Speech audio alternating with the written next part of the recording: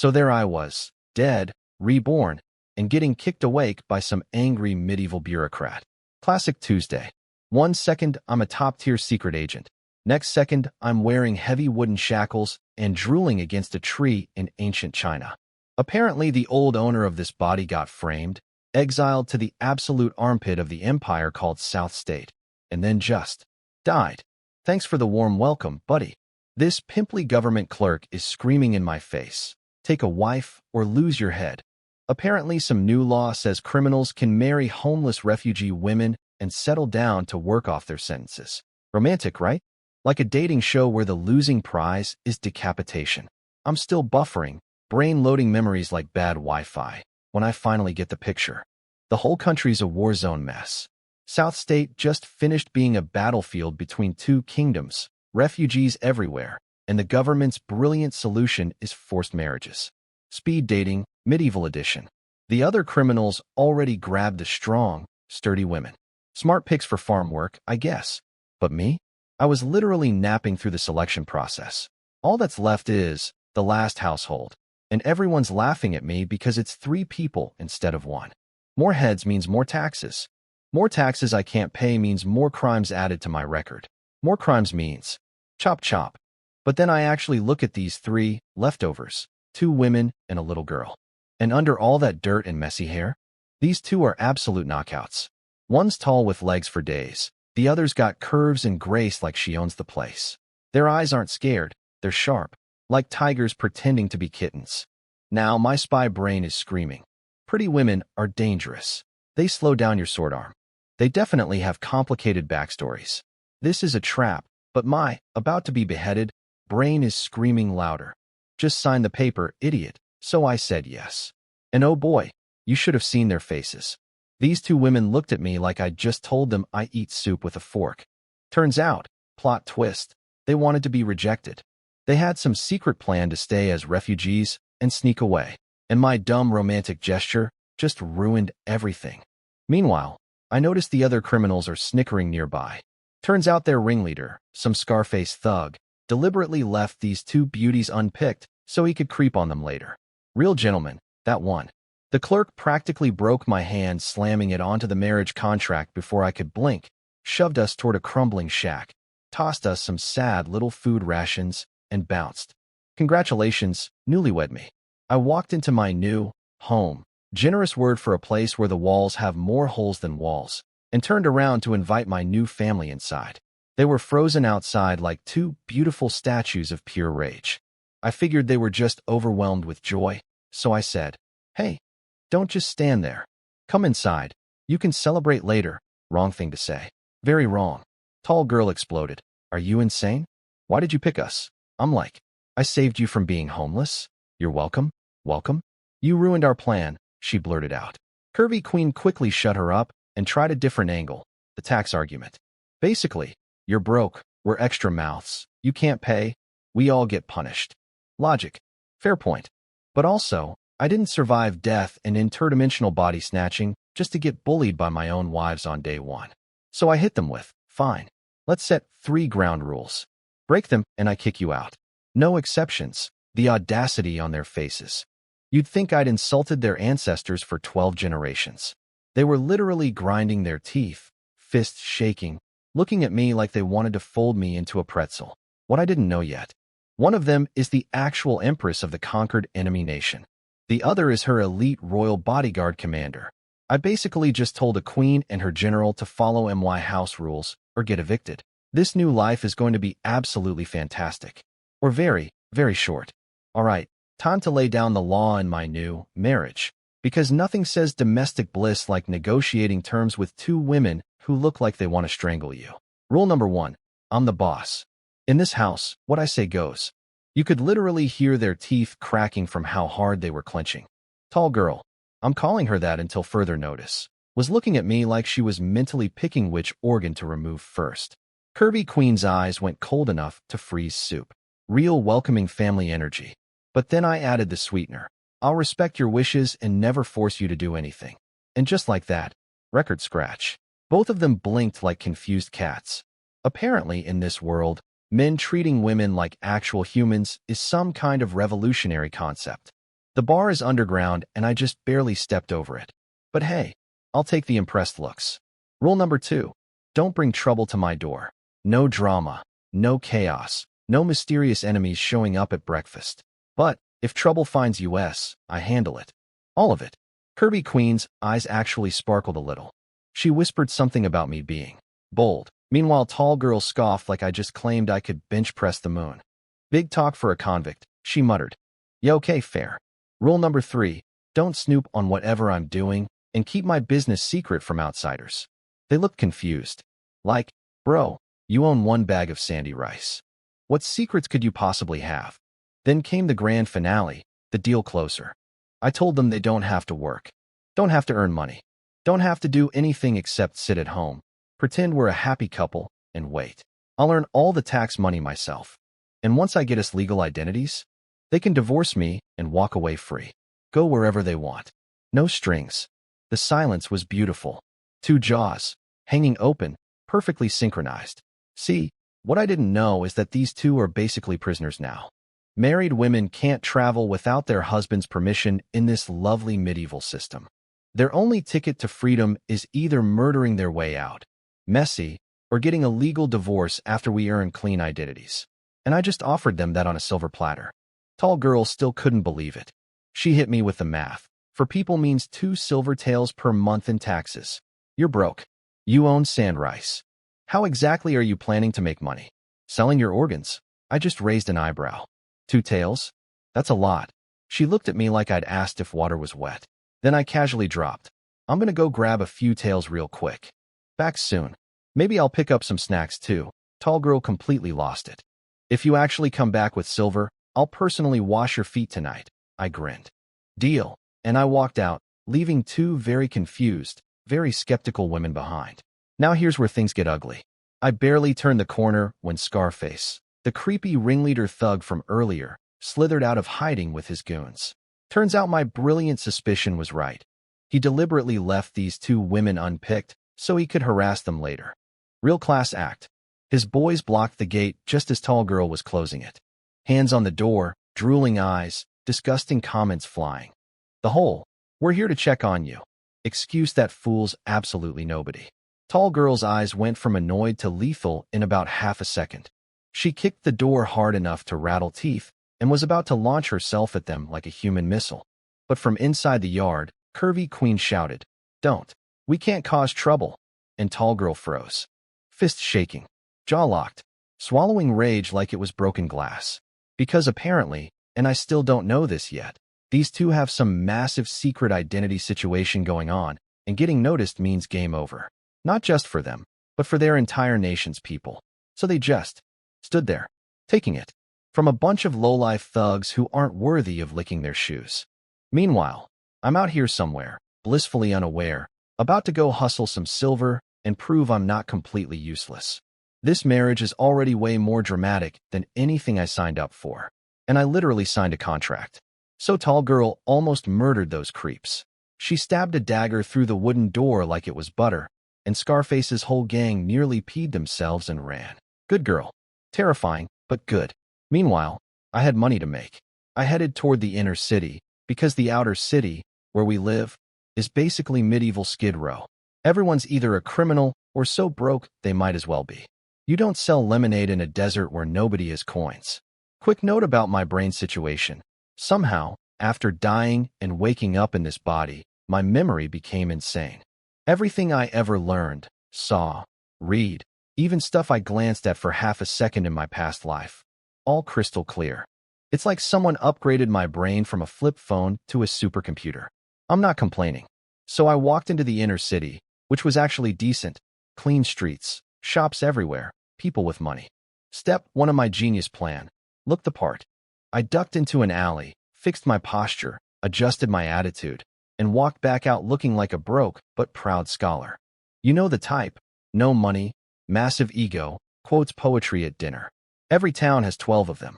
I chatted up a street calligrapher to get the local gossip, then headed straight for my real target, the Drunk Immortal Tower. Fancy name for what's basically this town's hotspot, where rich guys pretend to be cultured by hanging out near actual scholars. These wannabe intellectuals who throw money around to look smart? That's my customer base. Walking ATMs with fragile egos. And the universe immediately delivered me a golden opportunity. Some handsome young rich kid came storming out of the tower, cursing up a storm. Apparently, he'd tried to impress everyone inside with his poetry, and they laughed him out. His poem went something like, "Born to be a real man.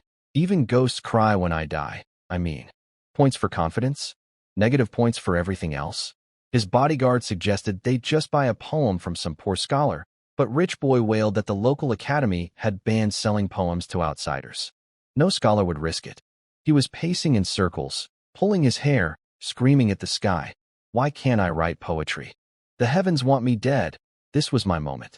I strolled up behind him, cool as a cucumber, and dropped. Need help? Just one silver tael. He spun around, instantly suspicious. You trying to sell me a poem? We just said that's a scam. Get him. Him and his bodyguard lunged at me from both sides. Now my spy instincts kicked in. I could have dropped them both before they blinked. But that would blow my cover as a harmless scholar. So instead I just casually stepped backward, twice, dodged both grabs perfectly, made it look like clumsy luck. The rich kid paused. Something flickered in his eyes, a tiny, wait, that was kinda smooth moment. But I didn't give him time to think about it. Hold on. I said I'd help you.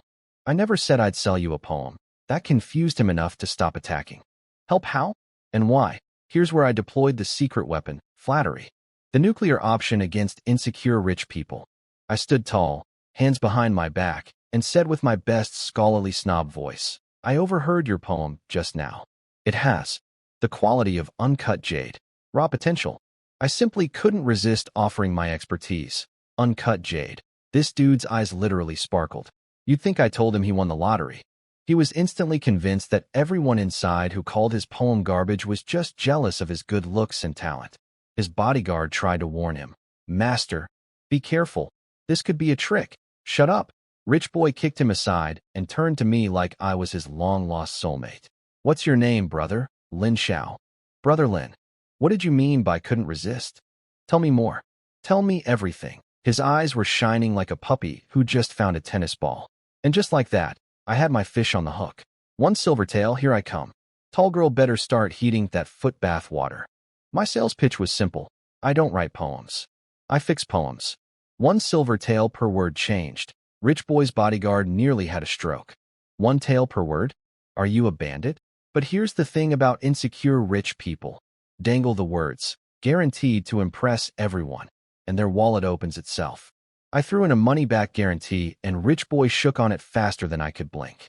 Back into the drunk, immortal tower we went. Well, he went.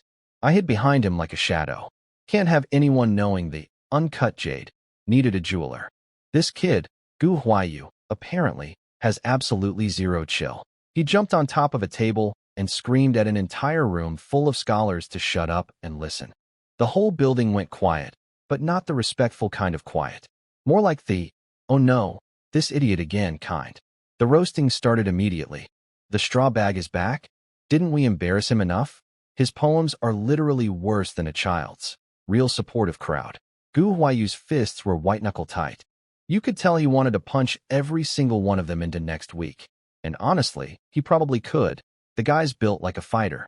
But beating up scholars isn't exactly a career move. So instead, he waved at me behind his back. Showtime. I whispered the first line. He bellowed it out. Born to live as heroes among men. The room went weird. Like, confused weird. Heads tilted. Eyebrows went up. Someone muttered, wait, that's actually not bad. Gu Huayu was vibrating with excitement. He frantically waved for more. I whispered the second line. He roared, and in death, be champions among ghosts, dead. Silence. Then, the sound of an entire room of scholars simultaneously choking on their own arrogance. Gasps everywhere. Guys grabbing each other's sleeves going, did he just? And, how did? And, that's actually magnificent. For the record, I borrowed from Li Qingzhao, a famous poet from my old world. Born to live as the best among men, and in death, still a hero among spirits. These ancient scholars have never heard it, and it hit them like a freight train. Gu Huayu was losing his mind with joy, standing on that table, arms spread wide, laughing like a maniac. So, is my poem good or not? Nobody could answer. Every single scholar sat there with their mouth open, completely destroyed by the fact that the guy they called Straw Bag just dropped a line good enough to be remembered for centuries. The silence was delicious. You could season a whole meal with that much salt. Gu Huayu soaked it in like a sponge in a bathtub, then jumped off the table and strutted out the door laughing like a supervillain. I quietly slipped through the crowd of devastated scholars and followed him outside. Priorities. Get paid before this guy forgets he owes me. 7 words changed. 7 tails, please. He stopped, turned around, and his eyes were completely different now. Sharp, calculating, dangerous. You can turn my garbage into a legendary poem in seconds. And you're doing it for pocket change. His voice dropped low. Who are you really? Some genius fugitive from the conquered southern kingdom. And then I heard it. The metallic ring of a sword being drawn behind me. His bodyguard had silently blocked the alley exit. Oh great. I impressed him too much. Now rich boy thinks I'm a spy, and I'm trapped in an alley with a sword at my back. Note to self. Next time, make the poem slightly worse. Rich boy was still suspicious. You just casually made a legendary poem and you only care about money? That's weird, bro. That's super weird. I hit him with the smoothest line of my new life. I didn't write the poem. I just polished your poem. I'm not a poet. I'm a poem mechanic. And mechanics need to eat. You could see his brain short-circuiting, trying to find the flaw in that logic. He scratched his head so hard I thought he'd drill a hole. But, don't you want fame? Every scholar wants their name in history books. I want dinner more. Then his bodyguard demanded proof I wasn't a spy from the conquered kingdom. Fair enough.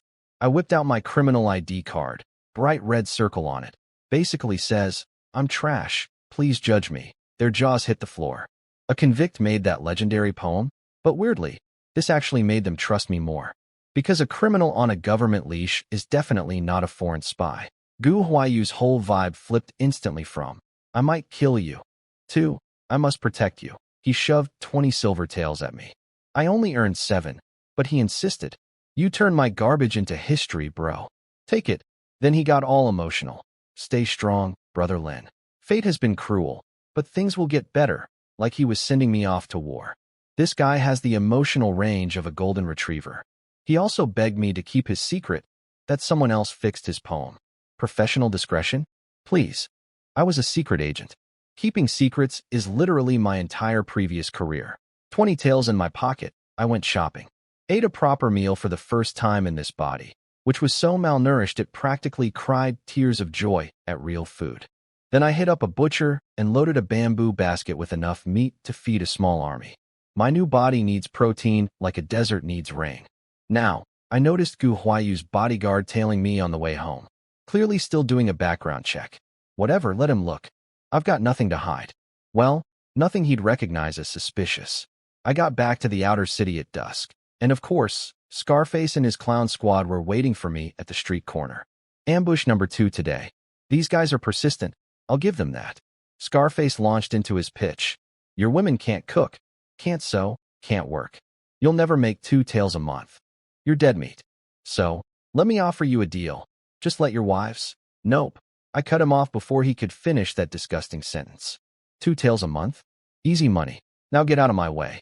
And if you're smart, you won't bother me again. Their faces went through 5 stages of confusion. This skinny bookworm just told off their gang leader? To his face? After his own wife already stabbed a door at them? Scarface was mid-meltdown when one of his goons caught a whiff of my basket. Boss, he's got meat. Instantly, every criminal nose in the alley locked onto my basket like heat-seeking missiles. These guys hadn't eaten meat in months. Scarface's eyes went from angry to hungry in a heartbeat. Search him. Take everything. They rushed me. 5 guys, 1 alley. But I'd already backed up to the street corner on purpose, because I knew that bodyguard was still following me. And right on cue, boom. A massive dark figure exploded out of nowhere and drop-kicked the first thug so hard the guy literally bounced off a wall. The others froze. Then they saw the military sword in his hand. Official army issue. Scram. 1 word. That's all it took. Scarface and his boys practically evaporated. Now here's the thing. I'd figured out that Gu Huayu and his bodyguard were from the local military garrison. That's why they freaked out about the foreign spy thing earlier. And now this bodyguard followed me home to make absolutely sure I'm just a regular criminal, not an enemy agent. Perfect. I actually want him to check me out. Because Gu Huaiyu is connected, rich, and clearly likes me. Having a military friend in this town is basically a cheat code. So I decided to bring the bodyguard home. Let him see my sad little shack, my sandy rice, my angry wives, the whole pathetic picture. Nothing says, definitely not a spy, like a man whose own family seems to hate him. The bodyguard, turns out his name is Tu Ergu, which literally means butcher two dogs. And yes, that's amazing. Handed me a fancy military token with Gu Huayu's family name on it. Basically a VIP card. If you ever need help, show this at the garrison or the magistrate's office and ask for my master. 20 taels and a get-out-of-trouble-free card? Best customer ever. I invited him in for tea, but he practically sprinted away. Pretty sure he realized I knew he'd been tailing me and got embarrassed. Meanwhile, Scarface and his boys were hiding around the corner, spying. They saw the whole exchange and almost wet themselves wondering if I was buddies with the military. Then Tall Girl stepped out to check on me. They spotted her too and completely panicked. She'll tell the soldier about us and scattered into the night like cockroaches. Now here's the part one didn't know about. While I was out hustling poetry money, these two ladies had a full spy thriller conversation about me. Tall Girl saw me talking to the bodyguard and immediately went to DEFCON 1. He knows military people. He's a plant. We need to run. I'll kill our way out, but Curvy Queen, gotta hand it to her, stayed cool and thought it through. If he was trying to trap us, why would he act annoyed about marrying us? Why set up that whole 3 rules thing? And if he's secretly meeting military contacts, why do it in the open street where anyone can see? Tall Girl blinked. Oh, yeah, that does make sense. They decided to test me instead. And if I failed? Tall Girl was fully prepared to stab me. Lovely. So I knocked on the door, and Tall Girl opened it with one hand while hiding a dagger behind her back with the other. Real warm homecoming. She immediately started grilling me. Where were you? Why so late? I told her straight up. Scarface ambushed me. A passing soldier helped me out the end. Completely honest.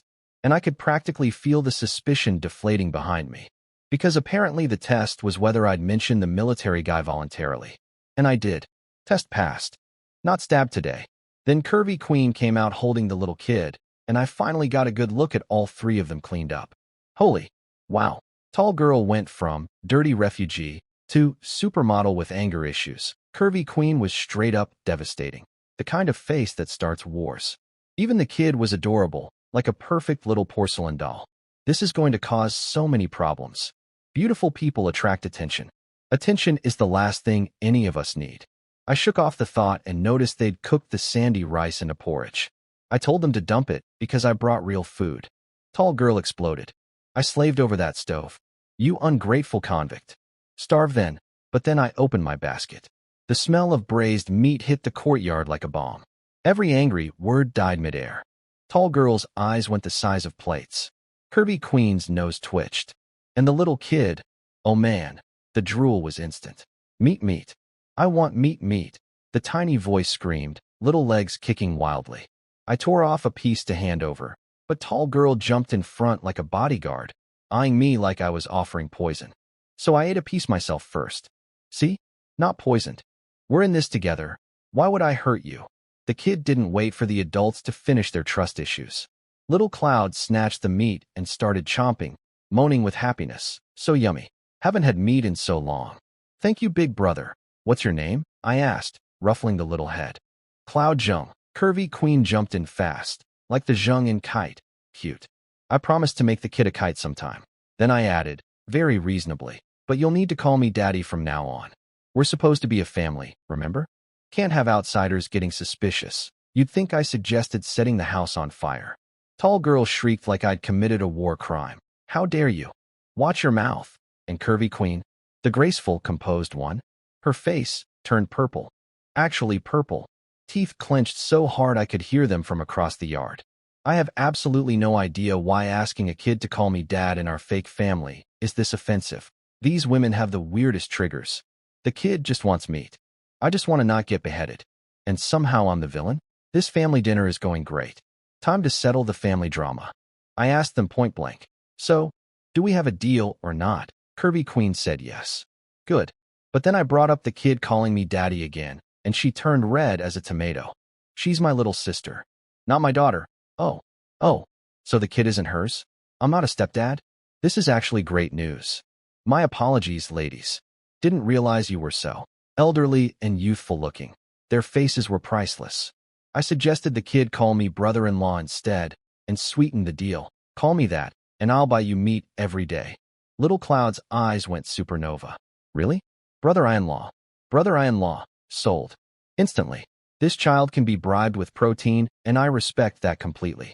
The two women were grinding their teeth into powder but couldn't argue. They agreed to play house, so they're stuck with the script. Then I told them they need to change what they call me too. As in, husband. Tall girl looked like she was about to commit a murder-suicide. But Curvy Queen, after a long, painful silence, blushed cherry red and whispered, "Fine. It's just acting. Lynn, darling." Tall girl nearly passed out from rage. I swear I heard her soul leave her body for a second. I genuinely don't understand the drama. It's a word. One word. You'd think I asked them to tattoo my name on their foreheads. Then came the bet. Tall girl remembered her promise. If I bring home money, she washes my feet. I casually mentioned the meat cost 2 taels. Her eyes nearly popped out. Where did you get that kind of money? Curvy Queen scolded me for spending it all on food instead of saving for taxes. Reasonable woman. Wrong assumption, though. I didn't spend it all. I earned more than 2. How much more? 20 taels. Complete. System. Shut down. Both women froze like someone hit pause on reality. Even Little Cloud stopped chewing. And that kid does not stop chewing. To mumble through a mouthful of meat. Brother-in-law is amazing. Tall girl rebooted first. Lies. Prove it. Show me 20 taels right now. I just smiled. Remember Rule 3? You don't get to ask how I make money. That's the deal. I handed the whole bag of meat to Little Cloud, who accepted it like she'd won the lottery, and headed to the backyard. Then I dropped the bomb. Oh, and don't forget my foot bath water tonight. A bet's a bet. Why should I? Because the meat cost real money. Maybe you stole it. Then don't eat it. She was already eating it. Mid-argument. Sauce on her lips and everything. I tossed a Confucius quote over my shoulder as I walked away. Something about women and petty people being equally impossible to deal with, and I could hear her screaming behind me like a tea kettle reaching boiling point. From the backyard, I could hear the aftermath. Tall girl yelling she'd never eat my food. Then Curvy Queen calmly telling her she needs the nutrition to heal her injuries. Then suspicious chewing sounds. Then tall girl moaning about how good the meat was. Then plotting to wash her own feet in the water before giving it to me. Classy. Now, on to business. Selling poems is a one-time hustle. I can't count on meeting rich idiots with bad poetry every day. I need a real product. And my new backyard has exactly what I need. An old stone furnace and a little stream running past it. Time to invent soap. This world has 2 options for cleaning. Tree seed pods that barely work, or fancy animal fat bars that cost a fortune and still barely work. But I've got a 21st century chemistry education burned into my superhuman memory. Burn grass and wood into ash, extract the alkaline solution, heat it with animal fat, trigger a saponification reaction, boom. Soap. Better than anything on the market. I'll make a killing. I got the fire going, loaded up the furnace with dead wood and brush, and let it burn down to ash. While waiting for it to cool, I went to lie down in the back room. That's when I heard it. Tiny footsteps. Sneaky footsteps. Bad spy footsteps. I peeked out the window, and there was tall girl, creeping toward my furnace like a cartoon burglar, carrying a wooden basin, my foot bath, presumably, while trying to spy on what I was doing with the fire. Rule 3. Literally Rule 3. Don't snoop on my business. We just agreed to this today. I grinned. Time to teach someone a lesson about respecting house rules. Tall girl thought she was so clever. Bring the foot wash water, pretend to be a good wife, snoop on my secret backyard operation. Foolproof plan, she probably told herself. I'm a master warrior. He'll never hear me coming. She crept up to the furnace room, peeked inside. Nobody there. Just a fire crackling away. She put down the basin, walked in, grabbed a stick, and started poking through my fire like a detective at a crime scene. Found nothing. Then she went for my basket in the corner. That's when I coughed. Loudly. From outside. She panicked. Dropped everything, spun around, and charged for the door, planning to burst out, grab the water basin, and play innocent. But see, while she was busy playing fire detective, I'd balanced her own water basin on top of the half-open door. Classic booby trap. Oldest trick in the book. She shoved the doors open and, splash. An entire basin of water dumped directly on her head. Her scream could have woken up people 3 towns over. She stood there, soaking wet, dripping, furious, and saw me casually standing nearby with the biggest grin of my entire new life. You? I'll kill you. She pulled her dagger. Go ahead. But then who pays your taxes? You, your sister, and the kid.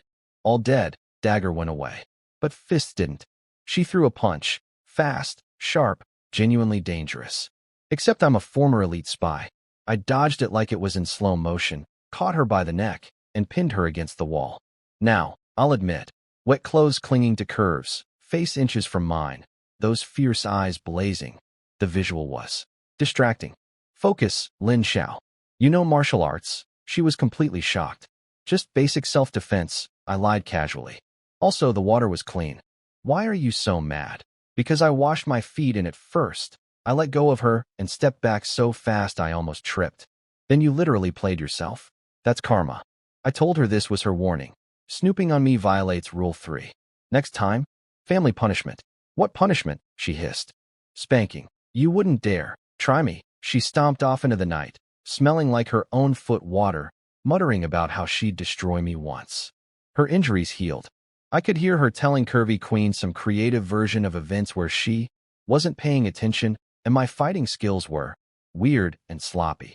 Sure, honey. That's why you're the wet one. Anyway, to work. I spent the rest of the night making soap. Real soap.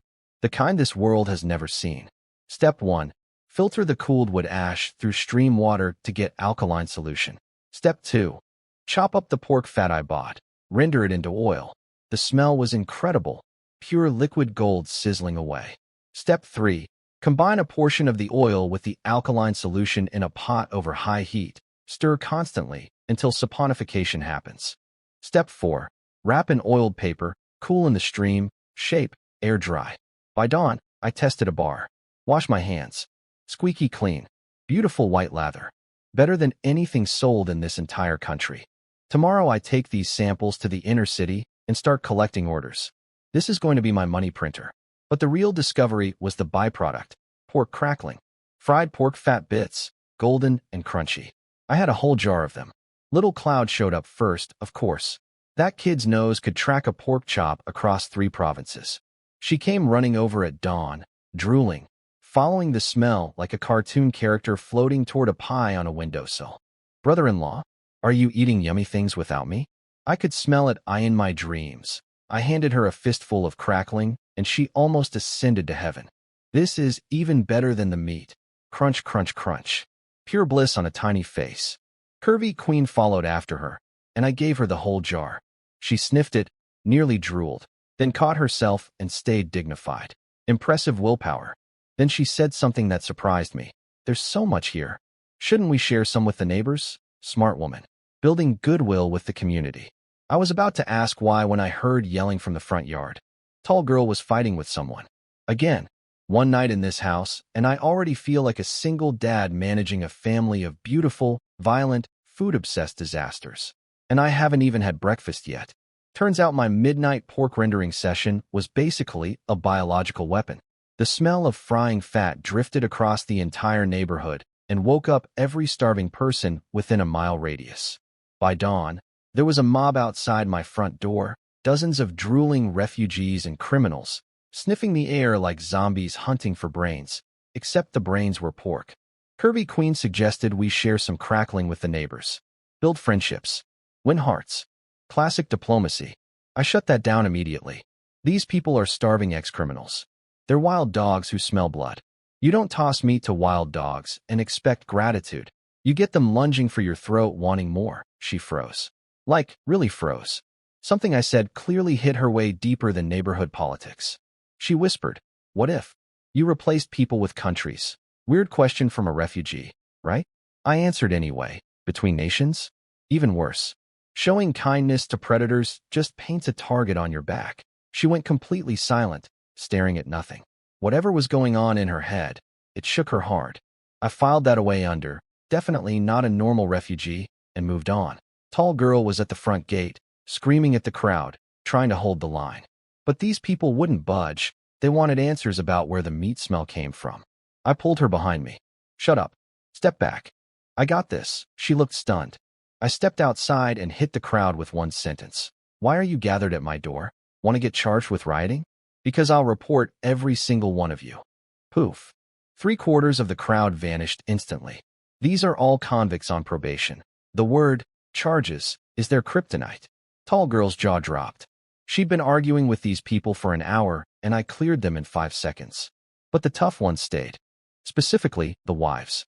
Led by this absolute unit of a woman, Scarface's wife, Mrs. Neo. Built like a refrigerator with attitude. Hands on hips, chin up, ready for war. Oh, big man scaring everyone away. Who do you think you are, the neighborhood boss? She glanced back at Scarface and his boys, who were lurking nearby, but too scared to come close after yesterday's military beatdown. Brave enough to send his wife, though. Real hero. Then Mrs. Neo tried the soft approach. We're all neighbors. We just want to borrow a little oil, a little fat. And good news, my husband found work at a laundry house. 10 coins a day. Send your 2 women along, and we'll all be friends. Translation, hand over your food and your wife's labor, and we'll stop bothering you. Generous. I said, no thanks. My wives can't do laundry or sewing. Mrs. Neo erupted with laughter. They can't even wash clothes? What kind of women are they? No wonder nobody else picked them. Pretty faces, useless hands. All the other wives joined in, cackling. Tall girl turned red as a pepper, fist shaking. She'd rather fight an army than be laughed at for not knowing housework. Then I dropped the bomb. They can't do those things. And even if they could, they won't need to. I earn the money. I buy the meat. And actually, today I'm heading out to buy them both new clothes. Silence. Every single laughing mouth snapped shut like a trap. Mrs. Neo's face went through confusion, disbelief, jealousy, and rage in about 2 seconds flat. The other wives' eyes went wide with pure envy. Their husbands can barely afford rice porridge. And here's this convict buying his wife's meat and new outfits? Behind me, tall girl went quiet too. But a different kind of quiet. The kind where someone who's been mocking you suddenly realizes you might actually be. Impressive? I could feel her staring at the back of my head with an expression I'd never seen from her before. But I didn't turn around. Cool guys don't look at explosions, and smart husbands don't acknowledge when their fake wives are finally starting to respect them. I pulled out a handful of pork crackling, ate 2 pieces in front of the entire crowd, then handed the rest to tall girl. Her eyes went full cartoon hard eyes at the food while every woman outside started drooling in surround sound. Stomachs growling like an orchestra of hunger. Mrs. Refrigerator tried one last play. Where did you get the money for meat? I smiled, said, none of your business, turned around, and called out. Close the door. Slam. Tall girl kicked that gate shut with the proudest chin raise I've ever seen. We were officially a team now, bonded by crackling and spite. Inside the yard, something weird happened. Tall girl was being nice, sort of. She was crunching away on crackling and actually said, between bites, you know, you're not totally awful. The way you shut that cow up? Her face turned purple. That was pretty good. High praise from someone who tried to stab me 12 hours ago. Then I mentioned my next plan. In about a month, I'll buy us a house in the inner city. We're moving. Tall girl nodded, then did a double take. A house in the inner city? That's at least 30 silver taels. I'm thinking bigger, actually. She stared. Chewed. Stared more. Then announced to Curvy Queen, he's lying again. If he actually buys a house in the inner city, I'll help him bathe. Curvy Queen just looked at her like, girl, you just lost the foot-washing bet yesterday. Why are you doing this to yourself? But something else was happening with Curvy Queen. My little speech about nations and weakness had clearly broken something inside her. She was spacing out, red-eyed, mumbling. Was it all my fault? Did I destroy everything with my decisions? Then she wandered back to her room, looking like someone who just realized they failed an exam they didn't know they were taking. I had no idea what that was about, but it seemed heavy. What I also didn't know was that behind the scenes, Scarface was reporting to his real boss, that black mold government clerk from day one. The guy who processed our marriage papers. Turns out he's not just some random bureaucrat. He's basically running a human trafficking side hustle. His name's Wu Defa, and his whole scheme was force pretty refugee women into desperate situations, then ship them off to some place called Warm Fragrance Pavilion, which is exactly the kind of name that means nothing good. The beautiful women from the refugee pool? They're his merchandise. And my 2 wives are his latest targets. Scarface told him I was a problem, had money, had attitude, couldn't be bullied. Wu Defa's rat brain immediately switched gears. He can make money? Perfect. First we figure out how he makes money, steal that.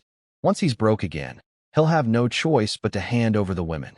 Step 1, steal my income. Step 2, steal my wives. He sent Scarface off like a dog after a bone, practically vibrating with greed. So let me get this straight. I've been in this world for 2 days. I have a secret Empress wife who's having an identity crisis, a warrior wife who keeps betting herself into embarrassing servant duties, a toddler who would sell state secrets. For pork, a gang leader stalking me, and a corrupt government official plotting to destroy my livelihood and traffic my family. And I haven't even started selling the soap yet. This is fine. Everything is fine. First stop in the inner city, market research. I grabbed some meat pies and scouted the laundry business while eating. 2 big players in town, the Jia family laundry and the Bai family laundry. Bai family is backed by old money aristocrats, but apparently doesn't care much about their laundry side hustle. Jia family has the actual customers. Decision made, pitched to Jia first. On my way there, some street kid tried to pickpocket my bamboo basket. I grabbed his wrist instantly, spy reflexes, baby, but then his little gang popped out of nowhere screaming, steal the meat pie, and rush my other hand. Clever little rats. I couldn't tell if they wanted my soap samples or my lunch. Since causing a scene in the inner city with my criminal ID would be catastrophically stupid, I kicked the pickpocket away and tossed the meat pie in the opposite direction as a distraction. Problem. The pie flew directly into a girl stepping out of a fancy carriage. Splat. Right on her silk dress. The maid went nuclear. Who threw that? Do you know how expensive this dress is? I looked at the dress. Silk. Fine embroidery. Oil stains spreading like a map of my bad luck. I'm sorry. I currently cannot afford to replace that. You admit it, but the young lady, cool, composed, painting pretty face, just waved her maid off. Forget it. Let's go inside and change before our meeting. The maid whimpered. But this is your favorite dress. Oil on this fabric is permanent. Nothing can wash it out, and that's when my business brain lit up like fireworks. Actually, I said, pulling out a bar of soap, this can wash out that stain. Try it. If it doesn't work, I'll pay you back double next time we meet. I pressed the soap into the maid's hands and disappeared into the crowd before they could argue. They went into the shop behind them, which happened to be the Bai family fabric store. Interesting coincidence? Maybe. Maybe not. Now, on to the main event. I walked into Gia's laundry and the clerk didn't even look up from his abacus. Dropping off or picking up? Neither. He finally looked at me like I was wasting oxygen. This is a laundry. If you're not washing or collecting, what are you doing? Begging. I slapped a soap sample on the counter with the confidence of a man holding a winning lottery ticket. Take this to your boss. If he can't figure out what it is, tell him to wash something with it. He'll understand. The clerk was so intimidated by my attitude that he actually did it. Ran straight to the back. The second he left, guess who waddled in from the side door? Mrs. Refrigerator. She works here apparently. Her face lit up like Christmas when she saw me. Huh, are you here to do laundry work? Is that how you earned your meat money? A man doing women's work? Ha ha, pathetic. I looked at her the way you look at a fly that landed on your food. Said nothing. Sat down. Crossed my legs. She ran off to fetch all the neighborhood wives to come laugh at me. Everyone come quick. Lin Xiao does laundry for a living. A whole gaggle of cackling women piled in through the side door, pointing and snickering, ready for the show. And then, through the other door, the shop owner himself burst in wearing silk robes, practically sprinting toward me with his hands clasped together like he was greeting royalty. Dear sir, what is your name? I heard magpies singing this morning. I knew I'd meet someone extraordinary today. Lin Xiao. Brother Lin, please SIT. Someone bring the good TA. I must discuss business with this gentleman immediately. The laughter outside died so fast you could hear the wind. Mrs. Neo's eyeballs nearly rolled out of her skull. The neighborhood wives who came to mock me? They saw the shop owner treating me like a VIP and fled in terror, afraid I'd report them for harassment. Mrs. Neo tried to sneak away too. But I wasn't done. I'd been tolerating this woman since yesterday. The insults. The laughing at my wives. The attempted food robbery. The coming here specifically to humiliate me stunt. I turned toward the door and said, calmly, "That woman. Stop right there." She froze mid-escape. "What was it you just called me?" The color drained from her face so fast, she looked like a ghost with a bad haircut. And I hadn't even started yet. The shop owner, Jia Xingjin, took one look at the situation and went ballistic on Mrs. Neo. "You dare insult my honored guest? Kneel. Slap yourself. Apologize." Mrs. Neo's brain melted. Yesterday, she was laughing at my wives for being useless. This morning, she mocked me for doing women's work. Now she's on her knees smacking her own face in front of everyone while crying. Slap. "I'm sorry, Slap. I deserve to die, Slap. I shouldn't have insulted the honored guest." Her cheeks swelled up like a chipmunk storing nuts for winter. The other neighborhood, wives who'd been peeking from around the corner? Gone. Vanished. Teleported home by pure fear. I guarantee every single one of them sprinted back to tell the neighborhood, "Don't mess with Lin Xiao. He's way scarier than Scarface." I didn't even watch. Took a sip of tea and got down to business. "So, what did you think of my product?" Jia's eyes practically turned into gold coins. "Incredible. The finest soap I've ever seen. It's not regular soap. It's called Phaseo, a completely new thing." I explained. "This stuff cleans 10 times better than anything on the market. For a laundry business, that means faster work, fewer workers needed, and you can charge premium prices for delicate fabrics. It's a money-printing machine." He was drooling harder than the neighborhood was over my pork. "How much per bar?" "I'll buy everything you have. Or better yet, sell me the recipe." I held up 3 fingers. 30 coins? He almost giggled, thinking I was an idiot. 300. He choked on his tea so hard it came out his nose. "Per bar? That's 10 times what normal soap costs. And my soap cleans 10 times better." "Math checks out," he squirmed. He knew I was right. Premium soap for premium clothes would print money. But his merchant ego refused to just say yes. So he asked about the recipe price. 3 fingers again. 30 taels? 300. "Are you a bandit?" He stood up, sat back down, pulled his beard, made 17 different angry faces, and finally dropped the act. His friendly brother mask fell off, and underneath was exactly what I expected. A bully. 150 per bar. Final offer. Take it or leave. I stood up to leave. "Wait. You won't find another buyer. If you try to sell on the street, my people will run you out of town. I own the soap business in this county." Ah, there it is. The threat. Turns out this guy doesn't just run a laundry. He controls the local soap manufacturing too. Basically a monopoly with a smile. "Sounds like a threat," I said. "Just friendly advice," he sneered. "Last chance. 150. Don't bite the hand that feeds you." I kept walking toward the door. Why would I come back here? There's another big laundry in town. He burst out laughing. "The BAI family? They don't serve normal customers. You think they'll even let a nobody like you through the door?" He leaned back with his arms crossed. Absolutely certain he had me cornered. 150 coins. Take it or starve. Here's the thing though. I already gave a free soap sample to a certain young lady with an oil stain on her favorite silk dress. A young lady who walked into the Bai family fabric store. Funny how accidents work out sometimes. I smiled, said nothing, and walked out the door. I walked out of Jia's shop without looking back. I could feel his eyes burning holes in my spine. Good. Let him stew.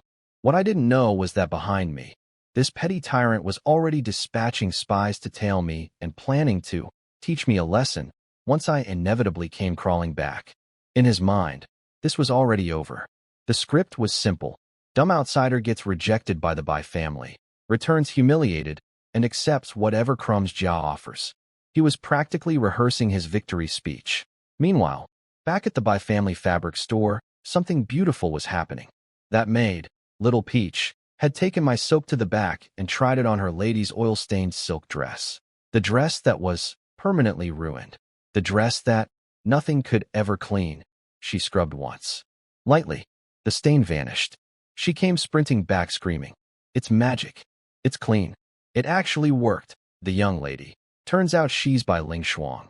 Basically the genius businesswoman who single-handedly revived the entire Bai family fortune. Took one look at that spotless silk dress, and her pupils literally shook. She'd never seen anything clean that well. Nobody in the shop had. The soap was gray-white instead of the usual gross brown, and it didn't stink like animal guts. Her business brain caught fire instantly. She sent Little Peach with a search party to find me.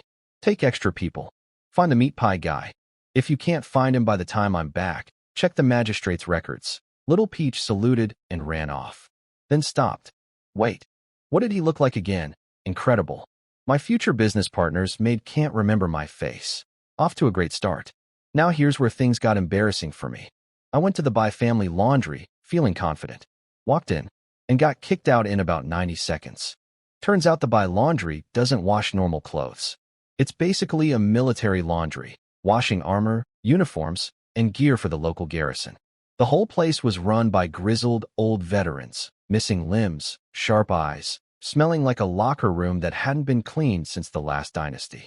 They took one look at me, scholarly clothes, clean hands, 0 battle scars, and treated me like I'd wandered into the wrong building. The manager didn't even let me finish my pitch before mocking me. A bookworm trying to do business? Go read your classics and stop wasting our time. Thrown out. Just like Jia predicted. Standing on the street, I considered my options. Go back to Jia and get robbed on price. Absolutely not. That guy would skin me alive and call it a discount. Find another way into the buy operation? Not today. Those old soldiers weren't having it. But I wasn't panicking. I still had a backup plan. And honestly, I had a feeling that accidental meat pie on silk dress situation might come back around in my favor. Call it spy intuition. I headed off to buy clothes for my fake wives instead. A promise is a promise. Behind me, Jia's spy ran back to deliver the good news. Boss. He got thrown out. Just like you said. He's wandering around looking lost. Jia was practically dancing. Brilliant. I'm a genius. Keep following him. Find out where he lives. And then, because apparently everyone in this town has a side hustle of ruining my life. Guess who showed up at Jia's door? Scarface. My favorite neighborhood stalker. He waltzed in with his greasy smile, and Jia recognized him as Mrs. Nio's husband. What do you want? Your wife just got punished. You here to complain? Oh no, Scarface oozed. I'm here about Lin Xiao. 2 villains, meeting to discuss me. One wants my soap recipe. The other wants my wives. Both want me destroyed. I'm out here shopping for dresses, and these 2 cockroaches are forming an alliance behind my back. You know what? Bring it. I've fought terrorists in my past life. A greedy shopkeeper and a Scarface thug are Tuesday afternoon warm-up material. So while I was peacefully shopping for clothes, Scarface had already sold my secret to Jia.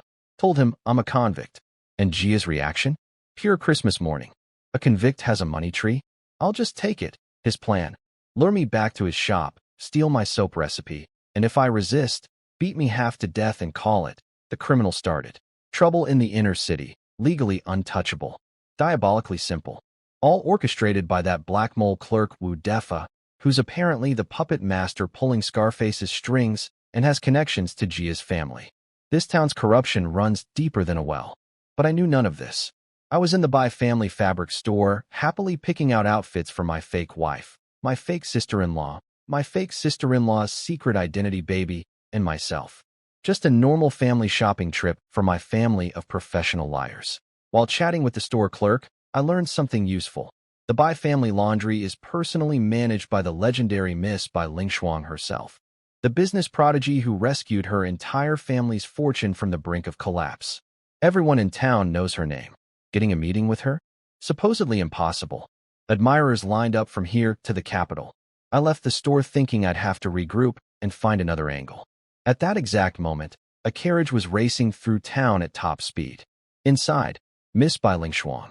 On top, Little Peach the maid, desperately trying to remember what I looked like. He was tallish, handsome, had a basket, kind of like that guy right there. She froze, squinted, then started hammering on the carriage like a drum. Miss, that's him, right there. He's right there. The carriage practically ran me over, pulling up alongside me. Hey, stop. We finally found you. I recognized the maid from this morning. My first thought was the soap didn't work and they want money. But no, the opposite. Miss Bai's voice floated through the curtain, elegant and excited. Sir, that item you gave us this morning, it worked. The oil stain is completely gone. What I asked that thing? It's called soap. Do you have more? Will you sell to us? We'll pay more than whatever Jia offered. My brain did a little victory dance. Let me get this straight. The one person in this entire city I couldn't get a meeting with. has been chasing me across town, begging to buy my product, because I accidentally threw a meat pie at her dress. The universe has the weirdest sense of humor.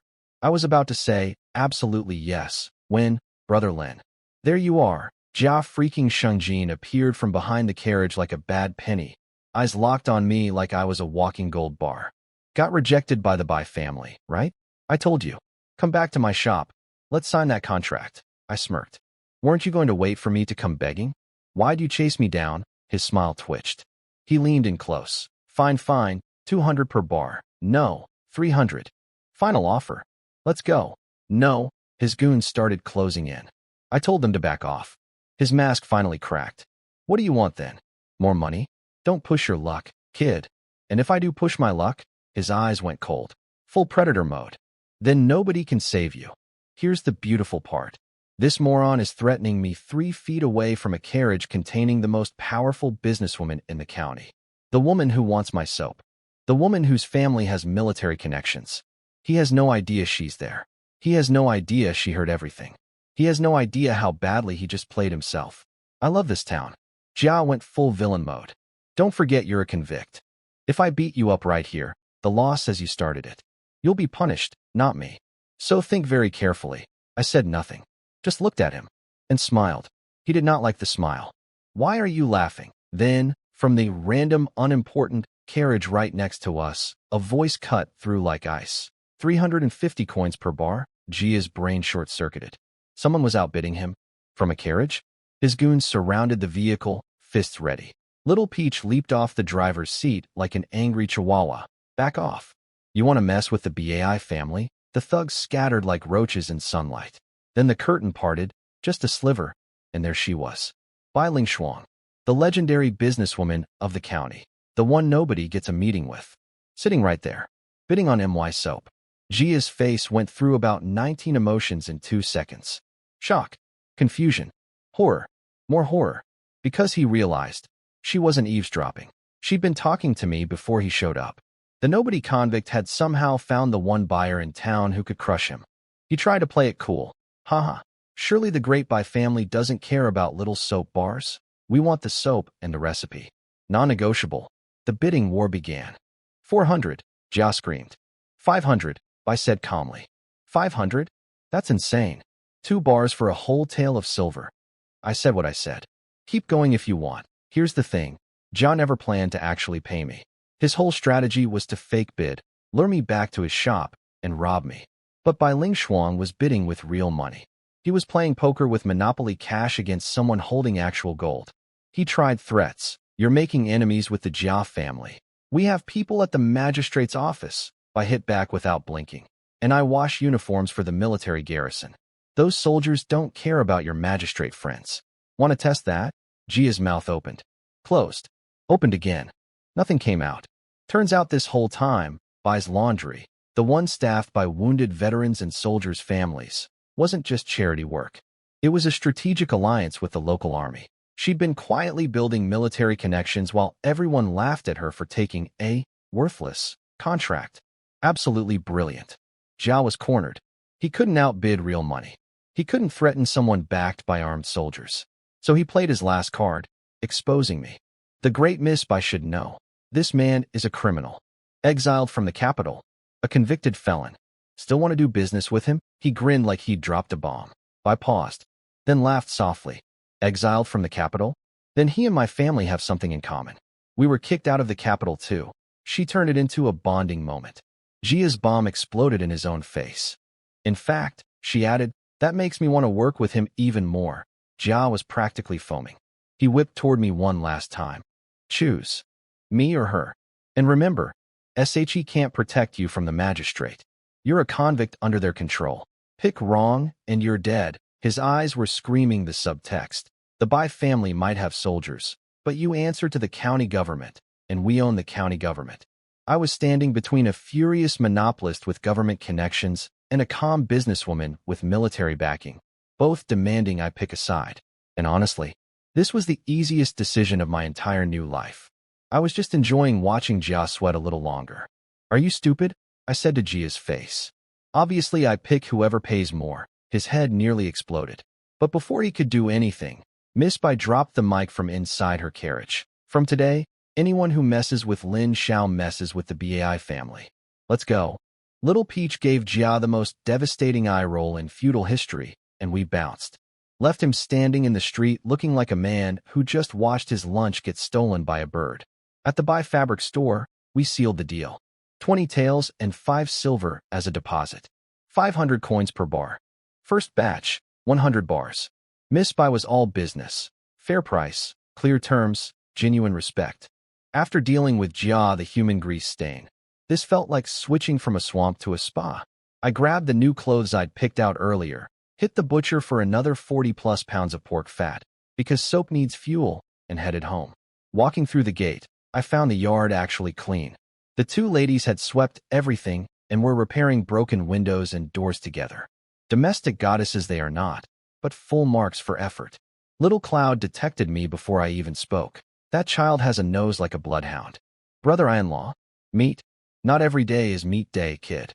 You already demolished half a jar of crackling. Curvy Queen blushed at the brother-in-law thing, still not used to it, and tried to restrain the tiny food monster. Tall girl crossed her arms. See? He can't possibly bring meat every time. Cloud sniffed twice. There is meat. I smell it. I opened a package of hot meat buns. The smell hit the yard like a flavor bomb. How does she do that? Both women whispered. Then something wild happened. I warned Little Cloud my basket was heavy. 40 pounds of pork fat. But before I could finish, she grabbed it with both tiny hands and set it down like it weighed nothing. This 3-year-old just casually handled 40 pounds. Like picking up a pillow. I stared. She stared back, cheeks stuffed with bun, completely innocent.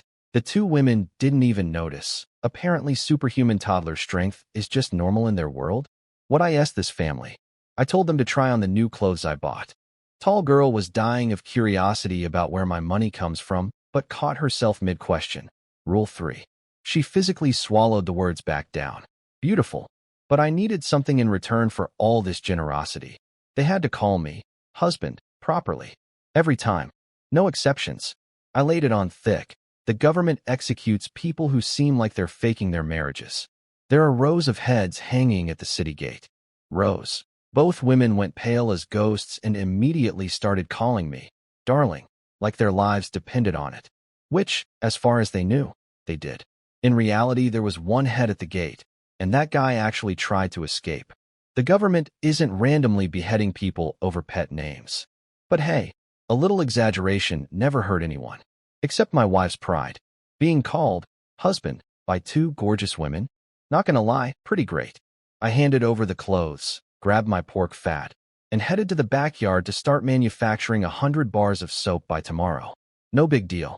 Just a casual all-nighter making revolutionary cleaning products in a medieval shed. Behind me, I could hear the aftermath. Cloud telling everyone, brother-in-law always keeps promises, unlike me. I keep saying I won't wet the bed, but I always do. Brutally honest child. The two women were examining the clothes. Real fabric, not the sandpaper rough hemp they'd been suffering in, and I could hear genuine surprise in their voices. They thought I was bluffing this morning. Now they're wearing the proof. What I couldn't hear was the really interesting conversation happening after I left. Tall girl asked Curvy Queen, our rescue team is almost here. Should we escape when they arrive? And Curvy Queen hesitated. Actually hesitated. If we leave, what happens to him? Tall girl froze. Because she'd originally planned to use me as a human shield during the escape. But now, after the meat, the clothes, the standing up for them, the keeping every single promise, she couldn't do it either. And then it hit her. Wait, does the Empress have feelings for this convict? Honestly, at this point, I'm just in my backyard stirring soap and minding my business, while two secret royals are having a crisis about whether they like me too much to betray me. This fake marriage is getting dangerously unfake. While I was in the backyard stirring soap like a medieval Walter White, things were getting dramatic out front. What I didn't know, the two ladies had been having a whole emotional crisis about me. Apparently, their original plan was to wait for Tall Girl's injuries to heal, then use me as a distraction, possibly a hostage, to escape the city and go reclaim their fallen kingdom. Cold. Very cold, but understandable from their perspective. I'm just some random convict, right? Except now Tall Girl was mumbling things like, he's actually kind of a good person, and Little Cloud would be really sad if we heard him, and Curvy Queen was saying things like, he's not just good, he's brilliant. His insight about nations was better than my entire royal courts. Then Tall Girl had a genius idea. Let's just kidnap him and take him with us when we escape. And Curvy Queen's eyes lit up. The Empress of a conquered nation just got excited about abducting me. I'm so flattered I could cry. But before their kidnapping plans could develop further, bang, bang, bang. Scarface was at the door again, and this time he came loaded with threats. Tall Girl opened the gate with her dagger ready. What do you want? Scarface delivered his message like a mob courier. Jia, the shop owner, went crying to his cousin at the magistrate's office. Cousin happens to be the county registrar, the guy who controls all convict records. One word from him, and any criminal gets extra charges slapped on. But the kind Officer Wu, that's Black Mole, the puppet master, generously offered one last chance. Tomorrow, I hand over all my soap and the recipe to Jia, plus a public apology, or my whole family gets charged and punished. But here's where Scarface made a tactical error. He couldn't resist bragging about my soap being worth 500 coins per bar. Both women's jaws dropped. 500 coins? Per bar? For that greasy stuff from the backyard? I could practically hear their brains recalculating everything. The meat, the clothes, the confidence. It all suddenly made sense. Their weird convict husband was sitting on a gold mine. Tall Girl whispered in awe, he really is amazing, completely ignoring Scarface mid-threat. Curvy Queen nodded dreamily. How did he even invent such a thing? Scarface stood there being ignored by two women who were too busy being impressed by me to care about his ultimatum. He almost burst a blood vessel. Are you listening? Tomorrow. Soap and recipe. Or you're all dead. Yeah, got it. Get lost. Tall Girl slammed the door so hard it nearly broke Scarface's nose. After he left, probably strutting away fantasizing about his upcoming victory, the women got serious. Tall Girl. He's talented but too reckless. He picked a fight with people who have government connections. The registrar can fabricate charges out of thin air, Curvy Queen. But even if he surrenders the soap, will they really leave us alone? Remember what Scarface wanted from day one. Tall Girl's eyes went ice cold. Right. This was never just about soap. It was about them. The soap scheme is just the opening move. Rob him blind, then take his women. Tall Girl volunteered to sneak into the inner city tonight and assassinate Jia, just casually offering to murder a man. As one does. Curvy Queen shut that down. The inner city has too much security. You'd get caught or killed. And even if you succeed, they'd trace it back to us through the soap connection. Smart woman. She thinks 3 moves ahead. So what do we do? Curvy Queen paused, then said something that surprised them both. Let's see what he says first. That's right. The fallen empress of a conquered nation, who once commanded armies, is now waiting for the opinion of her fake convict husband on how to handle a local business dispute. And honestly, she was genuinely curious. Because every single time she'd expected me to fail, I'd pulled something out of nowhere. Meanwhile, I'm in the backyard, elbow deep in pig fat, completely unaware that I'm being threatened by a conspiracy, defended by a secret empress, and scheduled for kidnapping. Just another Tuesday in my new life. The girls stayed up all night waiting for me to come out and panic about the ultimatum. I was in the backyard making soap. Didn't hear a thing. Didn't care. When I finally strolled out for breakfast the next morning, Tall Girl practically tackled me. Do you know what's happening? They're going to destroy us. Jia's cousin is the registrar. He can fabricate crimes. We're all going to die. I took a bite of meat bun.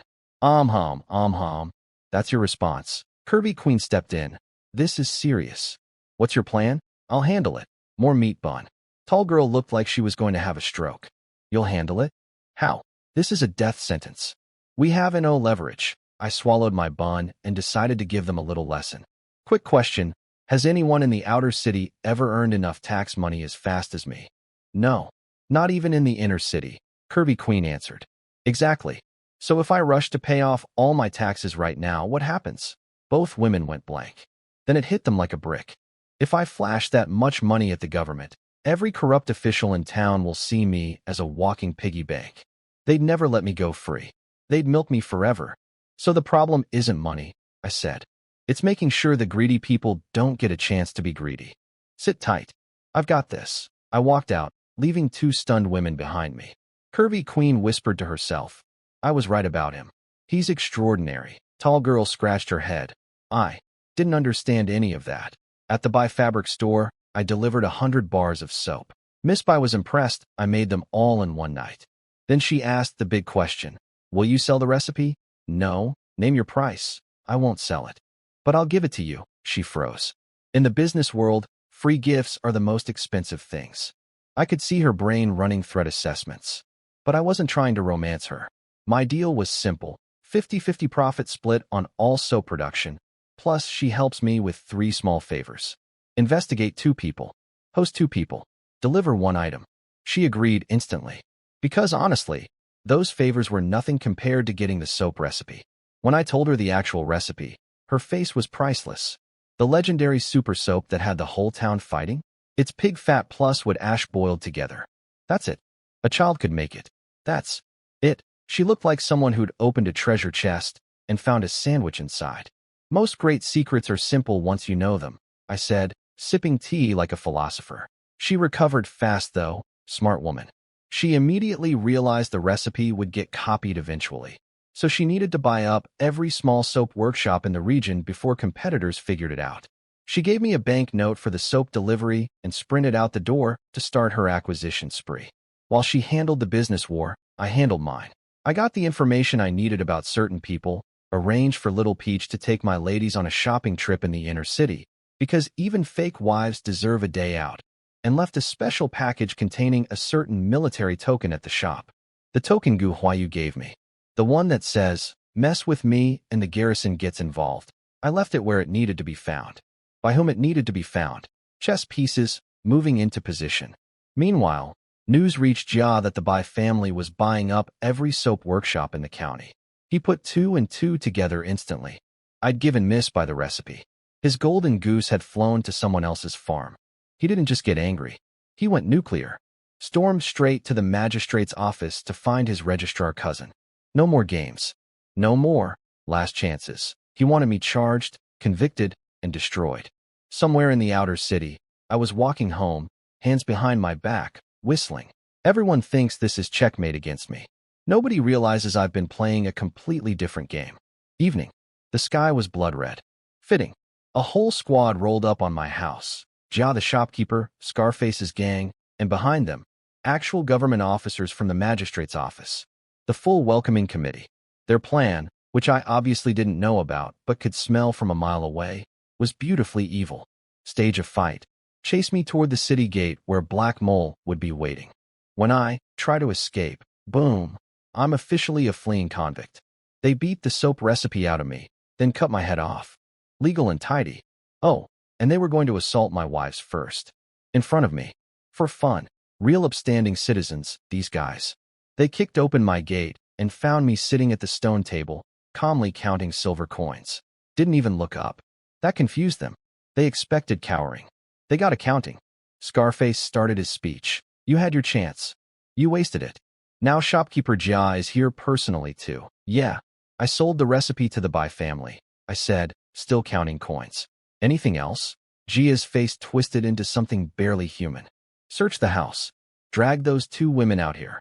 I'm going to have my way with them in this very courtyard. His goons rushed into the rooms. Empty. Check the backyard. Nobody. I'd sent them to the inner city hours ago with Little Peach. The girls, the kid, all safely inside Bai territory. These animals were hunting in an empty den. John nearly had an aneurysm. He knows where they are. String him up. Beat it out of him. Scarface cracked his knuckles, grinning ear to ear. Boys, hold him down. Let me warm up on him first. His thugs grabbed me. Sloppy. Casual. Because I'm just a skinny scholar, right? What could I possibly do? Here's what I did. In one motion, I broke free, punched the closest thug square in the nose, blood everywhere, and in the chaos, caught the long spike that flew from his hand. Slipped it into my sleeve. Nobody saw. Scarface charged in roaring, grabbed my shoulder, pulled me close, and threw a haymaker at my temple. To everyone watching, here's what happened. Scarface threw one punch. I stumbled backward and fell. Easy. Predictable. Weak scholar gets dropped by one hit. Here's what actually happened. In the fraction of a second our bodies were close together, I drove that spike into a very specific point under his left armpit, 3 inches behind, angled upward, into the spot where a major artery hides behind the ribs. In and out, faster than a blink. A technique so precise it leaves no visible wound. Then I fell backward dramatically, driving the spike into the dirt on the way down, burying the evidence. Total elapsed time, less than 1 second. Scarface stood there laughing. Can't even take one punch. I'll kill you. Then he stopped, midward. His face drained white. He clutched his stomach, opened his mouth, and projectile vomited. Massively. Disgustingly. Everyone jumped back in shock. He stumbled, staggered, eyes went wide, then fell backward like a cut tree. Thud. Silence. Boss? Zhao Si, his boys crept over. One touched his neck, then screamed. He's dead. He's not breathing. He's dead. Zhao shoved everyone aside, checked for himself. Gray eyes. No pulse. Gone. Every single person in that courtyard turned white as paper. 1 second their leader was laughing. The next he was a corpse on the ground. Nobody understood what happened. Heart attack? Curse? Divine punishment? Everyone was terrified. Except me. I was still on the ground where I'd fallen, watching with calm eyes. The spy who walked between worlds doesn't need a sword to kill a man. He just needs one heartbeat of contact and the right pressure point. Scarface was dead before he finished laughing. And nobody in that courtyard will ever know how. Let me explain how I killed Scarface, because it's kind of my masterpiece. Left armpit, 3 inches behind and below. Stab through the abdominal membrane into the spleen. The organ ruptures, causes massive internal bleeding, and death follows in seconds. The entry wound, tiny, a pinprick. Even a professional coroner would probably miss it. And if they did find it, they'd never call it a killing blow. I did it in front of a dozen witnesses, and not a single one saw a thing. That's not luck. That's 20 years of spy training meeting one perfect moment. Scarface deserved it. But more importantly, he could only die this way. I'm a convict. If anyone can prove I killed someone, I'm finished. So it had to be invisible. Public, yet impossible. The perfect murder hiding inside a clumsy fistfight. Zhao was spiraling. How did he die? I just came here to buy soap. This wasn't supposed to happen. His tiny brain finally connected the dots. He brought these men here, he ordered the attack, and now there's a corpse in my yard. That's his murder charge. For about 30 beautiful seconds, I watched pure panic eat him alive. Then survival instinct kicked in, and he did what cowards always do. Point at someone else. It was him. Lin Xiao killed him. Everyone saw it. He punched Zhao Si and killed him. The goons latched onto this like drowning rats. Yeah, he did it. Get him. Black Mole, Officer Wu, came scrambling into the yard, took one look at the body, and nearly fainted. A death on his watch, in his jurisdiction? His career flashed before his eyes. He checked the body. No wounds. No blood. No marks. Just dead. His face twisted with confusion. But Jia was frantically winking at him, and Wu was corrupt enough to take the hint. Lin Xiao? You killed this man during a dispute. You're under arrest, I smiled. I pushed him once. You think that killed a grown man? Maybe he ate something bad. Maybe he was poisoned days ago, and it just caught up with him. I said that last part while looking directly into Wu's eyes. And I watched his eyelid twitch. Because Wu had been feeding Scarface for days. Sharing meals. Giving orders over dinner. If anyone's food was suspicious, it was Wu's. I planted a seed of paranoia. A tiny one. But enough. They didn't care about logic, though. They slapped chains on me and dragged me to the county jail. Wu announced I'd face trial tomorrow, but his eyes said something different. His eyes said, "You're not making it to tomorrow. Now, here's the part where I find out my fake wives actually care about me." Touching, really. In the inner city, tall girl had been planning an escape. She'd scoped out a lake connected to shipping channels outside the city. Her pitch to curvy queen. Hire a boat, pretend to go sightseeing, slip away forever. Curvy queen refused. We leave. What happens to him? Tall girl blinked. If you really can't bear to leave him, we could. Kidnap him and bring him along. I don't care about him.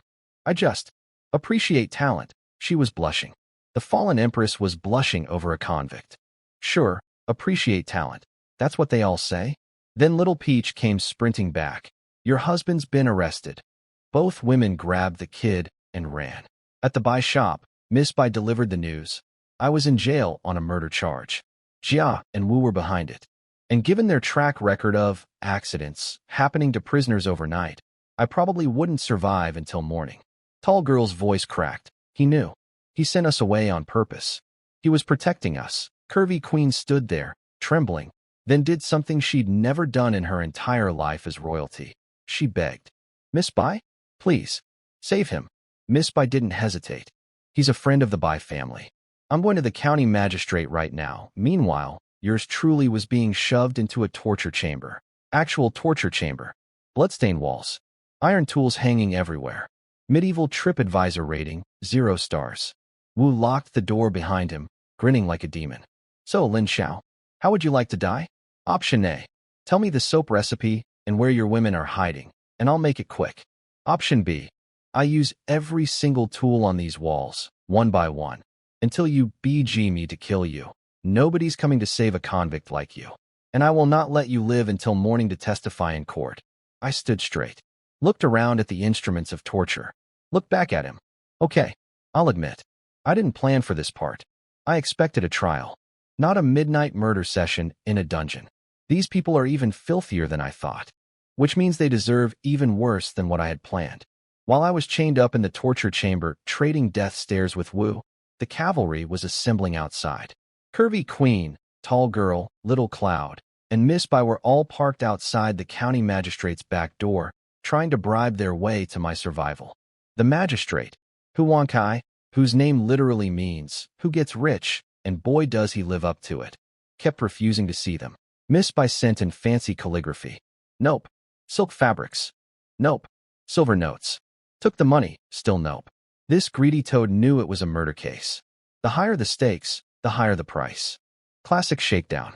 That's when Curvy Queen reached into her clothes and pulled out a pearl. Not just any pearl, a flawless South Sea pearl the size of a pigeon egg, with dragon patterns shimmering inside. The kind of thing that belongs in a royal treasury. Because it literally did belong in a royal treasury. It was a family heirloom of the Southern Empress. Miss Bai nearly choked. That's worth more than 1,000 gold pieces. Tall Girl tried to stop her. That's your family treasure. But Curvy Queen just said quietly, Miss Bai is spending her fortune to save him. How can we do less? It's just a pearl. Miss Bai murmured something about what a devoted wife Curvy Queen was. Curvy Queen turned red, but couldn't exactly explain that she's actually a deposed empress sacrificing crown jewels for a fake husband she's known for 3 days. The pearl worked.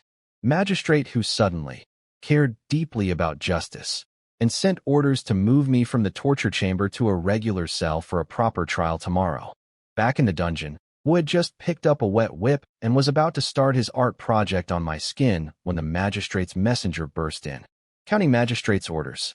Transfer the prisoner immediately. Wu nearly collapsed. But Registrar Jia said. The messenger laughed in his face. Since when does a registrar outrank the county magistrate? Wu had no choice. I walked out of that torture chamber with a little smile and a mental note. Miss Bai came through. Good partner. But the night wasn't over for the villains. Wu sprinted to wake up Registrar Jia Tong, the real power behind this whole operation. Scarface's boss's boss. The actual government official who wanted my wives shipped to his personal pleasure house. Sir, the magistrate took the prisoner. If there's a public trial tomorrow, everything comes out. Jia Tong, tall, mean-faced, built like a thug in official robes, was furious. But he was also cunning. By dawn, he was already camped outside the magistrate's bedroom door with a plan. When sleepy magistrate, who shuffled out, still yawning from a night of celebrating his new pearl with his concubines, Jia Tong hit him with the one thing guaranteed to terrify any local official. Sir, the governor personally oversees the resettlement program. He judges your performance by how many criminals successfully reform. A murder case among convicts? If word gets out, the governor will be furious. With you, who went from sleepy to terrified in half a second. What do I do? Simple, Jia Tong smiled. No public trial. Handle it privately in the back room. Keep it quiet. No one needs to know. Translation. Lock me in a room with my enemies. No witnesses, no public record, and let them decide my fate. Judge, jury, and executioner. All people who want me dead. Who agreed immediately. The coward would sell his own mother for a quiet performance review. So my enemies think they've won. No public courtroom. No chance to defend myself in front of witnesses. Just a closed door, hearing, run by the very people trying to kill me. They think they've sealed every exit. They have no idea that I've been 3 steps ahead since yesterday. There's a reason I gave Miss by those 3 favors to complete. There's a reason I left that military token at her shop. There's a reason I sent my family to the inner city. Every piece is in position. Tomorrow's private trial is going to be the most public event this county has seen in years. They just don't know it yet. Morning came. Guards dragged me out for trial. I walked past the main courtroom, the one with the big Justice and Fairness sign hanging overhead, and kept going. Right past it, to a back room. A murder case, being tried in a back room, with no public audience. Yeah, this is definitely a fair and balanced judicial proceeding. The magistrate was already seated, wearing his fancy green robes, looking like a man who'd rather be anywhere else. Registrar Jia Tong sat beside him, radiating smugness. Wu lurked in the corner like a gargoyle. Magistrate who slammed the table immediately. Convict Lin Xiao. You beat and killed neighborhood chief Zhao Si. Do you confess? Subtle opening. I felt Jia Tong's eyes on me. Cold, calculating, hungry. This was the puppet master. The guy who wanted my wives for his personal dungeon. One look at him told me everything I needed to know about what kind of man he was. Your Honor, I didn't hit anyone. I didn't kill anyone. I'm innocent. Lies. A dozen witnesses saw you fighting him. Fighting? He attacked me. I pushed him away and fell down myself. How is that fighting? The magistrate actually paused at that.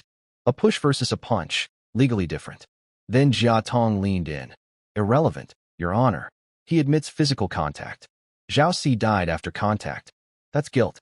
Yes. Excellent point. The magistrate nodded like a bobblehead. Time to play my card. Your Honor, this student is a scholar. A reader of books. How could a frail academic push a man to death? Does that make any sense? The word, student, hit the room like a cold splash of water. Magistrate whose mustache literally trembled. Wait, you're a scholar. Now, here's the beautiful thing about ancient Chinese politics. Scholars are terrifying. Not because they can fight, but because they're connected. They have classmates, teachers, mentors, allies, all across the empire. Kill one scholar unjustly, and suddenly you've got 100 angry intellectuals writing complaint letters to the capital. Careers have been destroyed over less. The magistrate's courage evaporated like morning dew. Well, a scholar couldn't possibly push someone to death. Perhaps we should wait for the coroner's full report. Jia Tong jumped in, whispering. He's a convict, sir. Exiled from the capital. Being a scholar doesn't matter anymore. But what if he knows people? He was exiled. Anyone who knows him is 1,000 miles away. True. But how do we confirm he has no scholar friends here? And there it was. The magistrate was terrified enough to kill me, but also terrified enough not to kill me. A perfect coward balanced on a knife's edge. All he needed was proof that nobody important would come looking for revenge if I disappeared. I said nothing more. Seed planted. Let them squirm. Outside the courthouse, my whole support team was falling apart. Miss Bai had prepared lawyers, arguments, evidence, a whole legal defense package, only to discover there was no public trial. The trial had been moved to the back room where nobody could witness anything. Her lawyers couldn't get in. Her bribes couldn't get through. Curvy Queen figured it out instantly. Jia Tong changed the magistrate's mind. A private trial means they decide everything. They're going to kill him. Little Peach had spent the morning trying to bribe the gate guards for information. Nothing worked. Miss Bai was panicking. Curvy Queen was ice cold, but her hands were shaking. Tall Girl was gripping her dagger so hard her knuckles were white. 3 women, an empress, a warrior, and a businesswoman, all powerless to save one convict behind closed doors. They thought this was the end. What none of them knew, what nobody in that back room knew, was that I still had moves to make.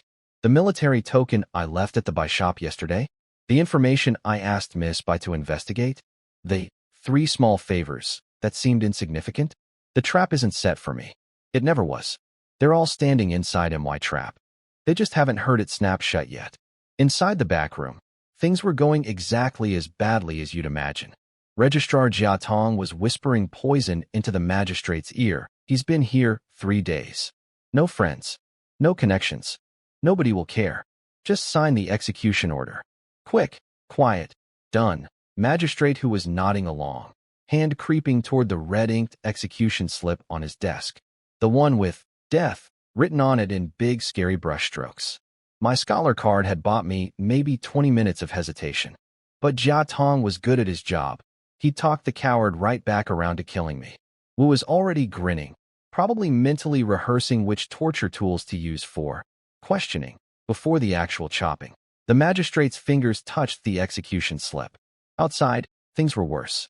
Miss Bai had found my backup plan, the military token I'd left in that cloth bag at her shop. She understood instantly. I'd set this up before getting arrested. The token belonged to Gu Huayu, the young military officer. If it reached him, he'd come storming in with enough authority to blow this whole kangaroo court apart. Brilliant plan. One problem. Gu Huayu wasn't at the garrison. He'd gone into the city somewhere. Nobody knew where. Miss Bai sent every available person to search the entire inner city, street by street. But time was running out. Curvy Queen heard the news and went still. That terrifying kind of still where someone is making a decision that changes everything. Because there was one more option. The nuclear option. The one nobody wanted to say out loud. Storm the courthouse. Break me out by force. Tall girl spelled it out. Those people want him dead. They're doing it behind closed doors. If we wait for this military guy who might never show up, it'll be too late. There's only one way left. Curvy Queen closed her eyes. Her face was pure agony. This wasn't just about risking Tall Girl's life. If they attacked a government building, their cover was blown forever. The escaped empress of the conquered nation, revealed in broad daylight. Every soldier in the province would hunt them. The dream of returning home, reclaiming their kingdom, saving their people, all of it, burned to ashes. For one convict they'd known for 3 days. How's your injury? Curvy Queen asked quietly. Tall Girl smiled. Mostly healed. As long as he doesn't slow us down too much, we can make it. And if it goes wrong? Will you blame me? Tall Girl's smile got bigger. Warmer. Blame you? I want to save him too. That jerk still owes us a big house. Curvy Queen's eyes glistened. She nodded once. Decision made. An empress was about to burn her entire future to rescue a man who'd bought her meat buns and told her she was bad at diplomacy. Tall Girl turned to Miss Bai with a casual request. Could you hire us a boat at Whitehorse Lake? Little Cloud wants to go sightseeing. Miss Bai looked at the sleeping toddler. Looked at the two women with steel in their eyes. She wasn't stupid.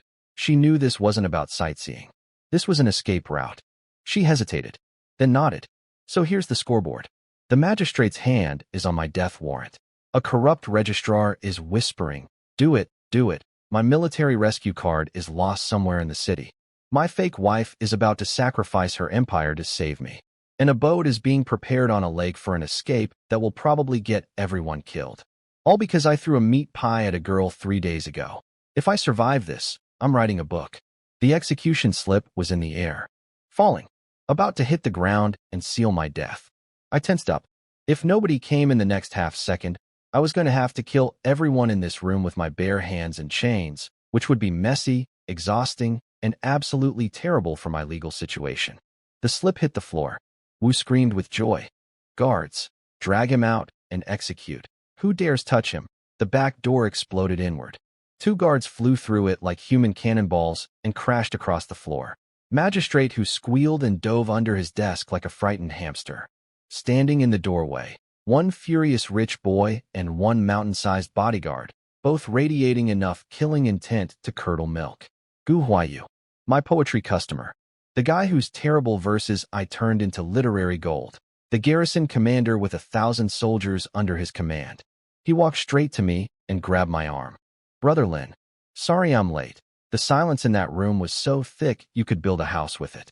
Every corrupt official's brain simultaneously crashed and rebooted.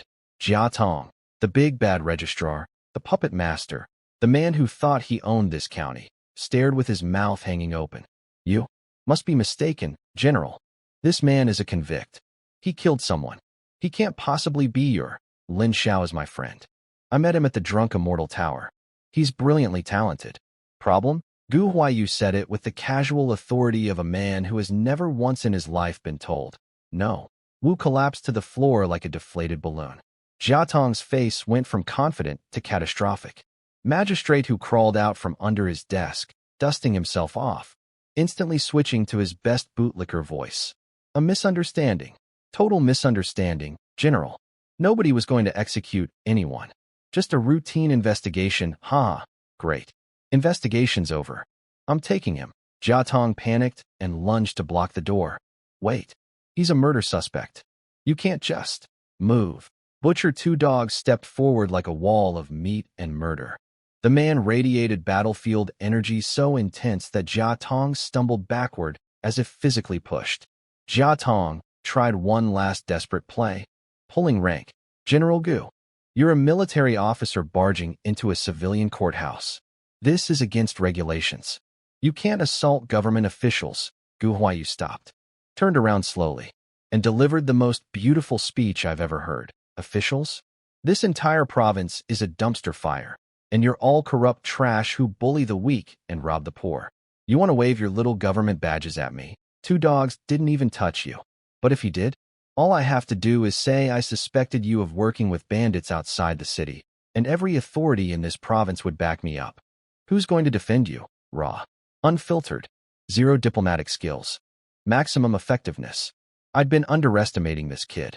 Yeah, his poetry is garbage, and he's basically a golden retriever in human form.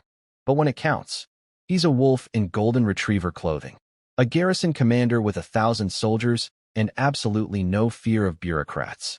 Jia Tong stood there with his mouth opening and closing like a fish that just learned about taxes. Magistrate who was nodding so fast his hat was sliding off, agreeing with literally everything Gu Huaiyu said, because that's what cowards do when the bigger predator shows up. And me?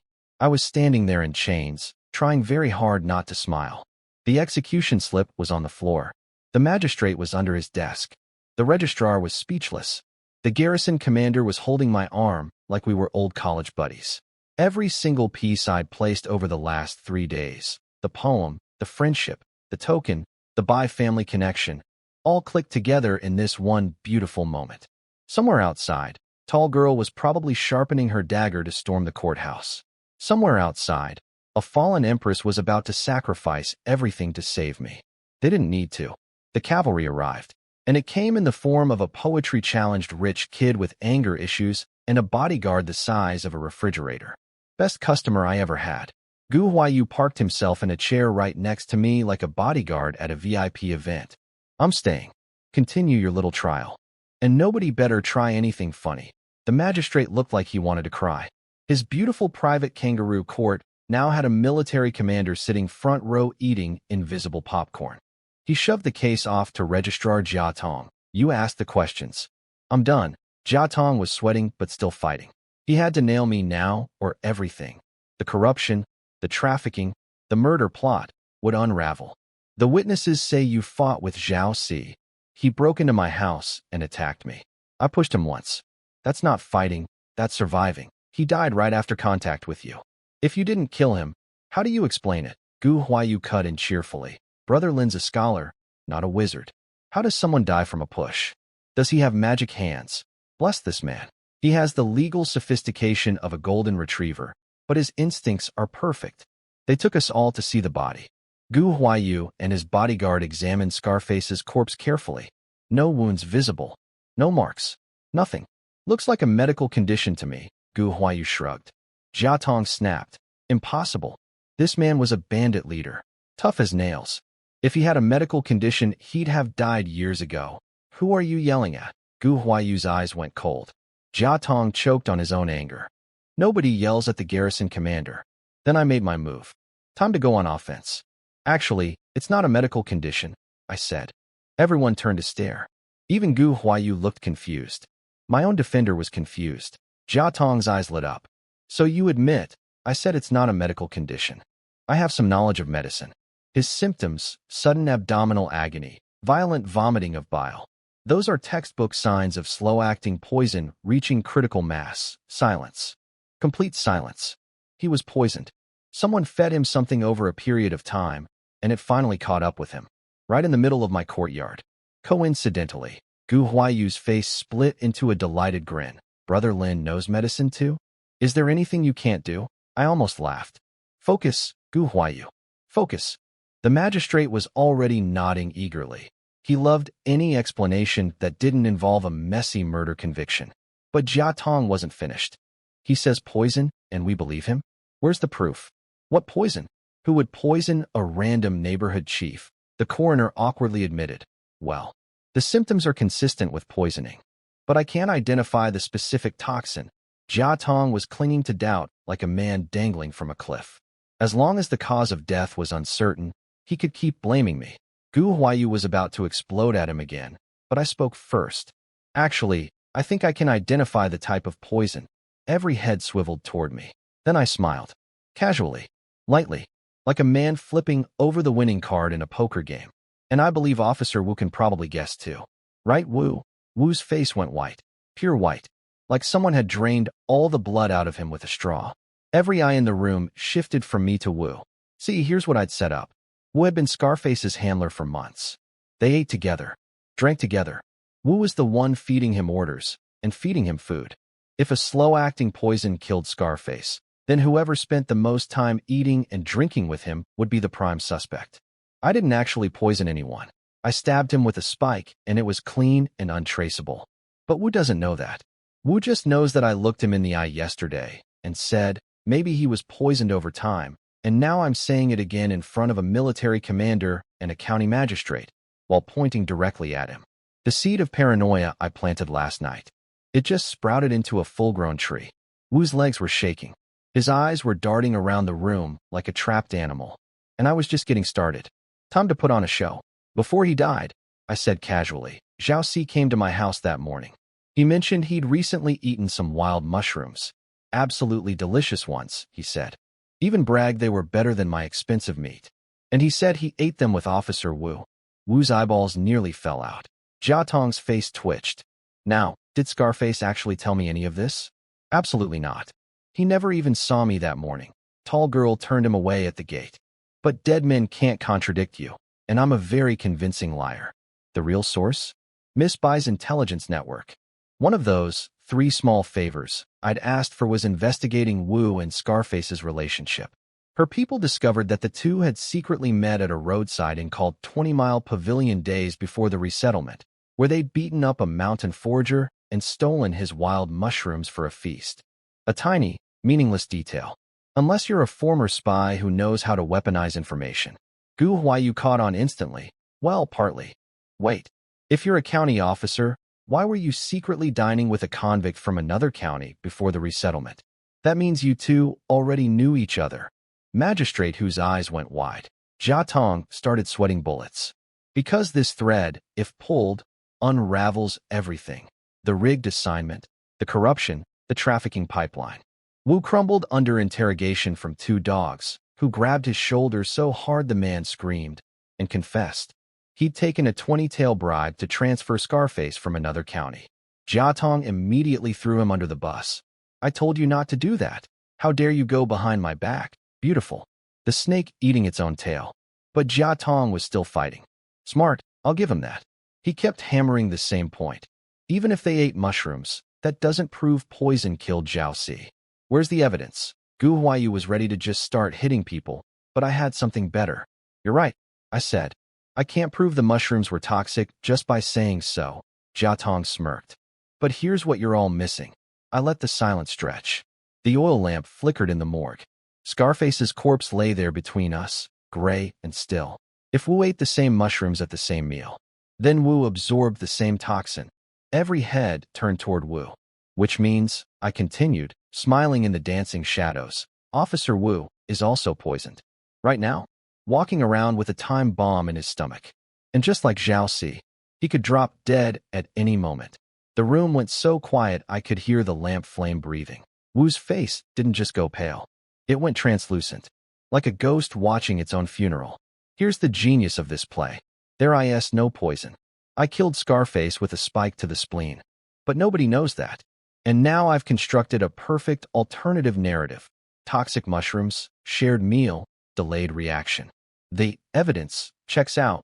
They did eat wild mushrooms together, and Scarface did die with symptoms that look like poisoning.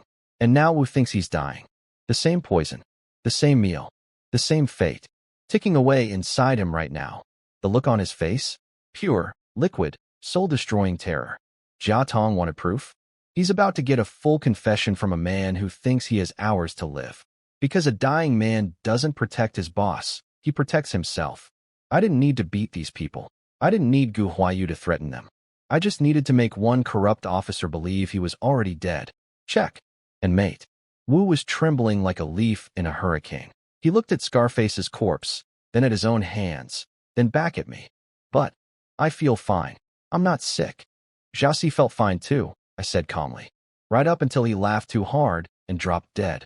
So I'd recommend staying very, very calm. Wu's calm left the building immediately. Jia Tong tried to hold the line. This is nonsense. There's no poison that lies dormant and activates from excitement. He's making it up. There's more, I said. There's a specific pressure point on the body. If struck after consuming these particular dark red mushrooms, it can trigger the toxin instantly. Ridiculous. Then let me show you where it is. On Wu. Just pointing, not pressing. That's safe, right? Everyone agreed. I walked over to Wu, chains jingling, reached around to his side, and pretended to search for the special pressure point, pressing and poking like a doctor doing an exam. What I actually did, found the exact same spot I'd used on Scarface. Left armpit, 3 inches back and below, and in one motion disguised as fumbling around in the dark room. I struck. Hard. Fast. Rupturing his spleen. Nobody saw. Nobody felt anything unusual. Wu flinched once, but in a dark room full of tense people, who notices? Found it. Right here, I announced, stepping back cheerfully. Then I turned to Jia Tong with my most innocent smile. You don't believe me? Fine. You're his boss. You'd never hurt him. Why don't you punch this spot, gently, and prove I'm lying? The room held its breath. Jia Tong hesitated. His fist came up, and stopped, because even a 1 in a million chance of killing his own man in front of witnesses was too risky. He'd be charged with murder. Huh. He's scared, Gu Huayu cackled. Jia Tong's pride won over his brain. Bring me a prisoner. I'll have someone else do it. A random convict was dragged in and told to punch Wu in that spot. Not too hard, not too soft. The convict obeyed. Wu stumbled, caught himself, looked down at his own body, patted his chest. I'm okay. I'm alive. Master Jia, I didn't die. Jia Tong whipped toward me, eyes blazing with triumph. See? It was all lies. There is no poison. You fraud. Thud. Mid-sentence. Mid-gloat. Wu collapsed face first onto the stone floor. The room went so silent you could hear dust settling. The convict who'd punched him dropped to his knees screaming. It wasn't me. You told me to do it. I barely touched him. I swear on heaven. The coroner rushed over, rolled Wu onto his back, checked his pulse, his breathing, his eyes. Officer Wu is dead. Jia Tong launched himself at the body, shaking it like a rag doll. Wake up. You can't die. Get up. This is impossible. But Wu was gone. Same as Scarface. Gray eyes. No pulse. Silent forever. Now here's what actually happened. I'd already fatally struck Wu during my pressure point demonstration. The spleen was already ruptured. He was already dead on his feet, just didn't know it yet. The convict's punch was irrelevant. Wu would have died standing in line at a bakery. The timing just happened to perfectly match my story. To everyone watching, the mushroom poison theory just got confirmed with a live, well, dead demonstration. I predicted it. Jia Tong denied it. And Wu dropped dead exactly the way I said he would. Science 1, corruption 0. Jia Tong spun toward me with murder in his eyes. You did this. Somehow you did what? I smiled gently. The county magistrate watched the entire thing. I didn't touch him. Your prisoner punched him. On your order. After you insisted I was lying. Magistrate who finally exploded. Not at me, at Jia Tong. Enough. Lin Shao warned you it was poison. You refused to listen. You ordered that punch. And now Wu is dead because of your stubbornness. Guards, take Registrar Jia Tong away and lock him up while I report this to the prefectural court. 2 kills. 0 evidence. Both deaths publicly witnessed and officially explained as mushroom poisoning. 1 corrupt registrar about to be investigated for every dirty secret he's been hiding. I stood in the middle of that room, still wearing chains, looking humble and wronged and scholarly. Inside, I was smiling so hard my soul hurt. The spy wins. The spy always wins. Jia Tong was dragged out in silence. But his eyes never left me. Pure murder. He knew. He couldn't prove it, but he knew. Good. Let him stew in his cell thinking about it. Magistrate who was practically groveling. Such a misunderstanding, General. Nobody was going to hurt anyone. Ha ha ha. I let him grovel for exactly long enough, then dropped my real move. Your Honor, since we're all here and feeling cooperative, I'd like to discuss paying off my entire year of settlement taxes. Right now, in full, and getting my family's status changed from criminal to normal citizen. Today, whose greedy little eyes flickered to life. He knew I had the soap business. He knew Miss I had spent a fortune to rescue me.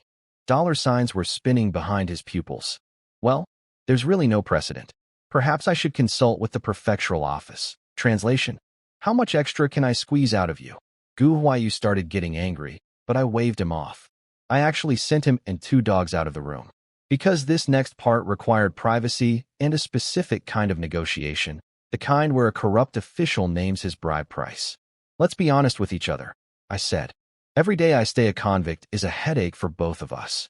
Name your price, who thought very carefully. He wanted to milk me, but not so much that Gu Huayu would find out and kick his teeth in. After visible internal agony, he landed on 100 silver taels. 4. Administrative expenses, 100 taels. That's a fortune. He thought he was being brilliantly greedy. High enough to be worth it, low enough that I'd need time to gather the money, which meant more chances to extort me later. I made a face like he'd punched me. 100? That's so much. His smug little smile appeared. He was already counting his silver. Then I reached into my robe and pulled out a 100-tael banknote from Miss Bai. Lucky me. I have exactly that much. Right here, his face. Oh, his face. The exact moment he realized he'd named a price a convict could pay on the spot. The regret hit him like a physical force. He literally slapped himself. Actually slapped his own face in front of me. But a deal's a deal, especially with a military commander waiting outside the door. He choked out the order. Take this man to change his family's registration. Immediately, I walked out of that office with 4 brand new citizen identification cards. Clean names. Legal status. Free people. Stepping into the courthouse yard, I took a deep breath. The air tasted different. Like freedom. Like possibility. Like a man who'd been playing the most dangerous chess game of his life and just captured the king. 3 days. That's all it took. From chained convict to free citizen. 2 enemies permanently eliminated. 1 corrupt registrar arrested. 1 greedy magistrate milked of his own greed. Business partnership secured. Military friendship solidified. Not bad for a dead spy in a borrowed body. I bowed deeply to Gu Huayu. I owe you everything. Nonsense. Let's go celebrate at the drunk immortal tower. Drinks on me, but instead of heading to the restaurant, he led me into a quiet alley. I noticed 2 dogs had quietly circled behind me, blocking the exit. Again, same formation as that first day outside the poetry tower. Me in the middle, them on both sides. Gu Huayu turned around, still smiling. But his eyes were sharp. Military sharp. One more thing, Brother Lin. That poison mushroom story. Is that really how it works? Because honestly, he leaned in. I don't believe a word of it. Oh, okay. So the golden retriever noticed after all. Gu Huayu boxed me into the alley and hit me with the question. Those 2 deaths, were they really mushroom poisoning? Because I don't buy it. I played dumb for about 10 seconds. Then I looked him in the eye and decided, this guy saved my life. He deserves the truth. No, it wasn't mushrooms. I killed them both. His jaw dropped. 2 dogs' jaw dropped. For a solid 5 seconds, the alley contained 2 military professionals staring at me like I'd just said I was secretly a dragon. How? Gu Huayu leaned in, genuinely baffled. We're trained killers. We watched the whole thing. We didn't see anything. I pointed to a spot behind my own ear. There's a pressure point here. Hit it at the right angle and force, and you destroy the blood vessels and nerve center underneath. Death is instant and leaves almost no trace. It's technically medical knowledge, so the mushroom story was completely made up. Entertaining though, right? Gu Huayu's hand drifted to the back of his own ear. He looked genuinely spooked. So you don't even need poison? Just tap someone in the right spot and they die? With enough precision and force, yes. Incredible. Terrifying. But also, wait, his eyes narrowed. To hit a spot that precise, that fast, on a moving person, you'd need serious combat skills. You're not just a scholar and a doctor, are you? You're a fighter. He remembered our first meeting outside the poetry tower, how I'd dodged his grab with suspicious ease. At the time, he'd written it off as coincidence. Not anymore. Then, Without warning, two dogs drew his sword and lunged at me from behind. Let me test your skills, I sighed internally. Here we go. But before I could move, a dagger came screaming through the air from a nearby rooftop, aimed straight at two dogs' throat. Two dogs, credit where it's due, reacted like the veteran he is. Mid-swing, he pivoted and smacked the dagger out of the air with his blade. It embedded itself in the wall with a thunk. Then a masked figure leaped from the rooftop like a hawk. Tall, athletic, long legs.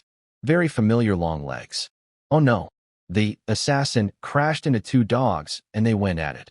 Full combat, blades and fists, absolutely vicious. Two dogs is a monster of a fighter, but this masked woman had him on his back within 10 moves. Gu Huayu smoothly stepped between me and the attacker, fists ready, looking more excited than worried. Ooh, interesting. I stared at the dagger in the wall. I'd seen that dagger before. In my door? Multiple times. I stared at the legs. I'd seen those legs before. Kicking my gate shut. Repeatedly. That's not an assassin. That's my wife. Tall girl, upper body disguised, lower body unmistakable, had apparently seen two dogs pull a sword on me and gone full combat mode from the rooftops. She kicked two dogs down and charged straight at Gu Huayu to get to me. Move or die. She screamed at him, reaching for my arm. Gu Huayu grinned. Don't know who I am, and threw a punch so fast it was basically invisible. Boom. She staggered into the wall. But her eyes went lethal, and she launched right back at him. These two were about to seriously hurt each other. Both elite fighters. Both going full power. Neither willing to back down. Stop. She's on my side, I shouted. Too late. They'd both already committed. Killing blows incoming from both directions. Half a second for mutual destruction. So I did the only thing I could. I stepped between them, caught tall girl with one hand, and pinned her back against the wall. Stopped Gu Huayu with my other hand flat against his chest. Both of them, frozen, held in place. By the frail scholar, two dogs had just gotten up from being kicked across the alley. He looked at this scene. His elite warrior master stopped cold by one hand from a bookworm, and his brain visibly short-circuited. Gu Huayu slowly looked down at the hand on his chest, then up at my face. His expression could only be described as, what the actual, poet, doctor, secret assassin, and now apparently strong enough to physically restrain two top-tier fighters simultaneously. I think I might have blown my cover a little bit. I'm here to rescue you.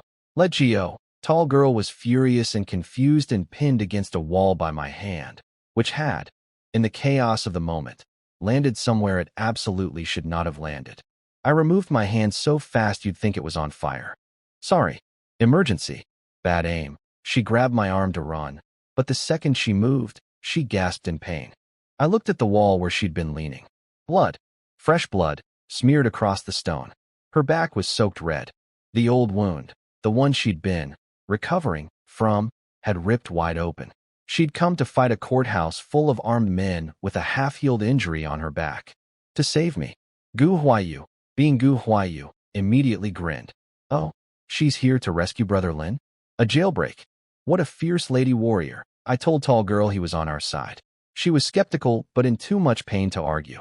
Then something hit me. If SHE was here trying to save me, where are your sister and Cloud? Her face went white. Oh, she bolted. Just gone.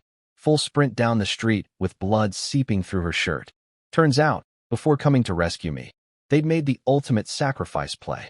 Kirby Queen and Little Cloud had gotten on a boat at White Horse Lake, ready to escape the city entirely. The plan was, tall girl breaks me out, we all flee together, and they'd reveal their true identities to me during the escape. But since I was not dead and not in need of rescuing, the escape was now unnecessary, and Kirby Queen was floating toward the city exit with no way to know the plan had changed. I tried to follow tall girl, but she spun around. Don't. Go drink with your idiot friends. Stay away. She was terrified that if Gu Huayu, a military commander, followed me and saw them, their whole secret would unravel. So she ran off alone, bleeding, to catch a boat before her empress sailed out of the city. I let her go. Chasing her would only make things worse. But my mind was racing. She's wounded, skilled enough to fight two dogs to a standstill, brave enough to storm a courthouse alone, and absolutely terrified of military attention. Who are these women? I already had suspicions. Their bearing, their reactions, their fighting ability, their fear of being discovered. None of it matched ordinary refugees.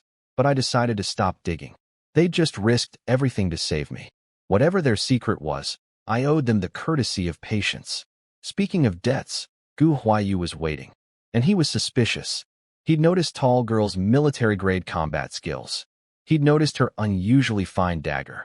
2 dogs had apparently sprinted to the courthouse and pulled my criminal record while I wasn't looking. At the wine shop, Gu Huayu tried the oldest interrogation trick in the book: get the target drunk, then ask questions. He ordered a massive jug of aged wine and kept refilling my cup. Half a jug later, his face was red and his words were slurring. I was completely sober. Not even a buzz. How? How are you not drunk? He squinted at me like I'd cheated at a drinking game. 2 reasons. First, this wine is weak. Second, you pulled my courthouse file, right? Then you know I come from a military family. His chopsticks froze midair. He turned to glare at 2 dogs with an expression that screamed. You told me he wouldn't notice. 2 dogs suddenly found his plate extremely interesting. Yeah, the original owner of this body, the real Lin Xiao, was the son of a military general. Framed, stripped of rank, exiled to the frontier. It was all in the records. Scholar? Check. Doctor? Check. Assassin? Check. Military bloodline? Check. Gu Huayu looked at me like someone who'd bought what he thought was a house cat and discovered it was a tiger. So, poet, physician, fighter, and general's son, I poured myself another cup. The wine really is quite weak. He stared at me for a long, long moment, then burst out laughing. Brother Lin, I have never met anyone like you. And I genuinely don't know if that's a good thing or a terrifying thing. Honestly? Same. 2 dogs pointed out that my criminal file says commoner, not military family. I waved it off with the convenient excuse of memory loss from nearly dying during the 1,000-mile exile march. Gu Huayu bought it, or at least pretended to. Okay, forget the backstory, I said. You can't outdrink me, and you can't outmaneuver me. Just ask what you really want to ask. His face went red. Every single one of his clever interrogation layers had been peeled away like onion skin, and now he was standing there naked and embarrassed. Fine, he slammed the table. Here's the real question. Your second wife, the tall one who just tried to kill my bodyguard. Do you know where she's actually from? No idea. We've been married for 3 days, and she mostly yells at me. Well, here's the thing. He leaned in close, dead serious for the first time all day. Your garrison has one primary mission right now: hunting down survivors from the conquered southern kingdom, especially royalty. And your wife's fighting style? Her dagger? Those are palace techniques. Southern royal court combat methods. She's not some random refugee, Brother Lin. She might be connected to the enemy crown. The air went very still. 2 dogs tensed up behind me like a coiled spring. I frowned deeply. Both their eyes lit up with excitement. They thought they'd finally cracked my poker face. Then I spat out my wine. This stuff is getting more sour by the cup. Terrible vintage. Gu Huayu nearly fell off his chair. Are you serious right now? You were saying? Southern Kingdom remnants? Continue. He was so thrown off he had to physically regroup. Okay, so, if she is connected to the fallen Southern Court, that's a matter of national security. Tens of thousands of soldiers' lives could be at stake. Interesting. Is there a reward? What? Reward money. For turning in Southern remnants. How much? Gu Huayu stared at me like I'd asked how much the moon costs. There's no official bounty. Then figure it out yourselves. I'm not interested. I went back to eating meat. 2 dogs nearly choked. You're a scholar from a military family. Don't you care about duty? Honor? Your country, my country exiled me to die. I barely survived. I just want to get rich and live comfortably. Is that so wrong? 2 dogs opened his mouth. Closed it. Opened it again. Nothing came out. Because honestly, what do you say to a guy who was literally thrown away by the system and is now asked to serve it for free? Gu Huayu studied me for a long moment. Then, no government reward. But I'll pay personally. 100 silver taels. If you can help confirm whether she's connected to the Southern royal family. Just confirm? That's it. 100 taels, finding Southern royalty, especially the missing members of their imperial house, is more important to me than my own life. 100 taels. I mean it. Now that was interesting. This wasn't just professional duty. Something personal was driving him. The way he said it, more important than my life, that wasn't military protocol talking.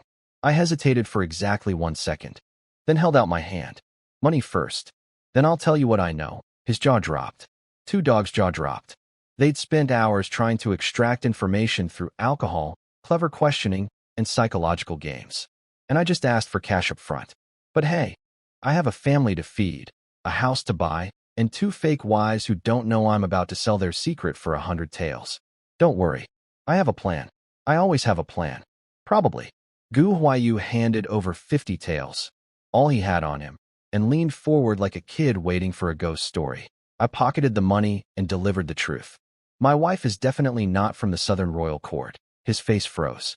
Think about it. If she was a fugitive enemy royal, why would she risk her life, risk exposure, to save some random convict she met 3 days ago? She's a skilled fighter. She could have escaped the city anytime. Instead, she charged into a courthouse alone, with an open wound, to rescue me. Does that sound like someone protecting a secret identity? Silence. Two Dogs scratched his head. That actually makes sense. Gu Huayu slumped. It does. It really does. I can't believe I didn't think of that. I just wasted 50 taels. 100, I corrected. You still owe me 50, right? 100. Wasted. He looked genuinely pained. Now, was my argument logical? Absolutely. Was it true? Absolutely not. Tall girl is almost certainly connected to the Southern Royal Court. But Gu Huayu doesn't know that, and my reasoning was airtight enough to make him doubt his own suspicions. 100 taels well spent. For me, anyway. He dropped the subject instantly and pivoted to what he really cared about, poetry homework. Remember those 2 lines you fixed for me? My teacher wants the other 2. I wrote. Still standing guard today, better than marching on the Western capital. What do you think? I looked him dead in the eye. Brilliant. Raw jade, as always. He beamed. I continued. Change it too. To this day we think of the tyrant king who refused to cross the river east. His entire body went still. Then his eyes got wet. Actually wet. How? How did you know the tyrant king is my greatest hero? This poem is perfect. It's like you wrote it for my soul. He was getting genuinely emotional. And honestly, his reaction surprised me. A spoiled military brat shouldn't feel tragic heroism this deeply. There was something underneath his golden boy surface. Some real pain, some real weight. I filed that away. Then I played my next card. Casually, like tossing a pebble into a pond. By the way, have you ever heard of a drink called burning wine? Clear as water. So strong it catches fire. Burns going down. Makes this stuff taste like river water. Both their heads snapped toward me. Military men hearing about ultra-strong alcohol is like dogs hearing a treat bag crinkle. That exists. Gu Huayu was practically climbing the table. Can't buy it anywhere. But I know how to make it. I just need one thing. The best metalworker in the province. Someone who can build a very specific piece of equipment. His eyes went calculating. A military commander definitely knows craftsmen. Weapon forges need master metalworkers. And I need a distillation apparatus. Help me find that craftsman, and I'll cancel your 50-tael debt and give you unlimited burning wine for life. Deal. No hesitation. Not even a breath. I left the wine shop with 50 taels richer, a new business venture brewing, and a military alliance solidified. Not bad for a guy who was almost executed this morning. What I didn't know was that after I left, the golden retriever took off his mask entirely. Gu Huayu sat there in the empty shop, cutting meat with his knife, and said quietly to 2 Dogs, send a message to the capital. Spare no expense. I want Lin Zhao's full history. A man with this kind of talent and cunning doesn't come from nowhere. Something doesn't add up. Then, even more seriously, and the female assassin. Intelligence reports say southern spy networks are flooding this province. That means their empress is probably still alive. Probably nearby. Maybe even in this city. That woman is our only lead. Even a 1 in 10,000 chance is worth pursuing. I'm watching her personally, so let me tally up the situation. I just convinced Gu Huayu that tall girl isn't from the southern court. He agreed with my logic. Paid me for it. And then immediately decided to investigate her anyway. Golden retriever my foot. This guy is a wolf playing fetch. I've got a fallen empress hiding in my house, a military commander staking out my wife, a corrupt registrar plotting revenge from jail, and a magistrate who'd sell me out for pocket change. But I've also got soap money flowing, a burning wine empire about to launch, a clean legal identity, and 2 beautiful women who almost burned their world down to save me. All things considered, life in ancient China is going pretty well. Now if you'll excuse me, I need to go home and explain to my wives why there's a military investigation circling our house. Right after I figure out how to build a distillery in my backyard. Just another week in the life of Lin Xiao, poet, soap baron, secret assassin, and the world's most overqualified fake husband. Walking to the Buy Fabric store to pick up my ladies, I passed several merchant caravans loading up silk and cloth for long-distance trade. Miss Bai's business empire had serious reach, traders coming from all over the country to buy her goods. These distribution networks would be gold for our soap partnership. What I completely missed, one of those merchants, a sharp-eyed man in a silk robe with a capital city accent, spotted me walking out of the store with my family. His face went through shock, recognition, and calculation in about 2 seconds flat. He grabbed the store clerk. Who was that man? Oh, that's our boss's business partner. Surname Lin. Some ex-convict from the outer city. Lucky guy, though. Look at those 2 women with him. The merchant's smile didn't reach his eyes. He sent his people to quietly follow us home. Someone from the capital recognizes me. Or rather, recognizes this body. The original Lin Xiao's past is catching up to us. That's a problem for future me. Current me had domestic issues to handle. Back home, I gave little Cloud her snacks. Best brother-in-law ever, she squealed, blowing a snot bubble of pure joy, and sat the 2 women down for a chat. So I said, let's talk about what happened. Talk? You should be apologizing. Tall girl was still fuming. I nearly died saving you, and you didn't even need saving. Fair point. She'd ripped her wound open, fought 2 dogs, taken a punch from Gu Huayu, and sprinted across the city to stop Curvy Queen from sailing away. All for nothing. From her perspective, she deserved a medal and an apology. I gave them the edited version of events. Scarface died of mushroom poisoning. During a confrontation, I got arrested. Gu Huayu rescued me. Wu also died of mushroom poisoning during the hearing, and I was released. Nice and simple. Definitely no secret assassinations anywhere in that story. Curvy Queen listened with wide eyes, clearly sensing the story was way more complicated than I made it sound. Then Tall Girl latched onto something. Wait, Scarface died of poisoning? Not because you killed him defending us. Correct. Random food poisoning. Nothing heroic. Her face went through 5 stages of grief. So we panicked. Risked everything. Almost sailed out of the city. For nothing? Because he ate bad mushrooms? She turned to Curvy Queen in horror. We thought he killed Scarface to protect us. We almost threw away everything based on that. And it was just food poisoning. I tried very hard not to laugh. Curvy Queen stared at me with those impossibly beautiful eyes, clearly not buying a single word but unable to prove anything. She'd figured out that I orchestrated everything. The timing, the backup plans, sending them away, but my poker face was impenetrable. I flipped the script. Now my turn. Scarface came to harass you before, and you never told me. Why? Both women tensed. Curvy Queen recovered instantly. The 3 rules. We didn't want to cause you trouble. You said you'd kick us out if we brought problems to your door. Using my own rules against me. Clever girl. I couldn't argue with that without admitting the rules were mostly a bluff. Then Tall Girl went on offense. Your turn to answer. What's your real relationship with that Gu military guy? He's a garrison commander. People like that don't storm courthouses for strangers. Her eyes were razor sharp. This wasn't just curiosity. This was survival calculation. A military commander hanging around their fake husband was an existential threat to whatever secret they were keeping. I smiled, because her question revealed more than she realized. An ordinary refugee woman would be grateful for military protection. She was terrified of it, which meant my suspicions were right. These women had every reason to fear the military. Specifically, the military that conquered the Southern Kingdom. The same military currently hunting for survivors of the Southern royal family. The same military led by my new best friend Gu Huayu. I was sitting at a stone table between 2 women who might be enemy royalty, casually playing mind games, while a merchant from the capital was running surveillance on my house, and a military commander was plotting to investigate my wife. But sure, let's keep pretending we're all just a normal family eating snacks in the yard. Normal is overrated anyway. Time to figure out what I'm actually living with. I told them about the poem, the full thing, and watched their reactions carefully. Curvy Queen's eyes lit up like stars. She whispered the lines back, analyzed the imagery, praised the emotional depth. This woman doesn't just appreciate poetry. She understands it at an educated, ruling class level. Then she tried to probe me. Such grand ambition. Do you harbor dreams of serving your country? Smooth. Using my own poem to interrogate me. Two can play that game. Your praise means a lot, I said. Nobody has a broader chest. I mean, a wider perspective than you.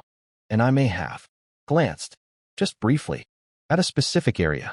Curvy Queen's face went from porcelain white to fire engine red in about half a second. Her ears, her neck, everything. She froze, then spun around so fast her hair whipped. I think I broke her. I'll murder you.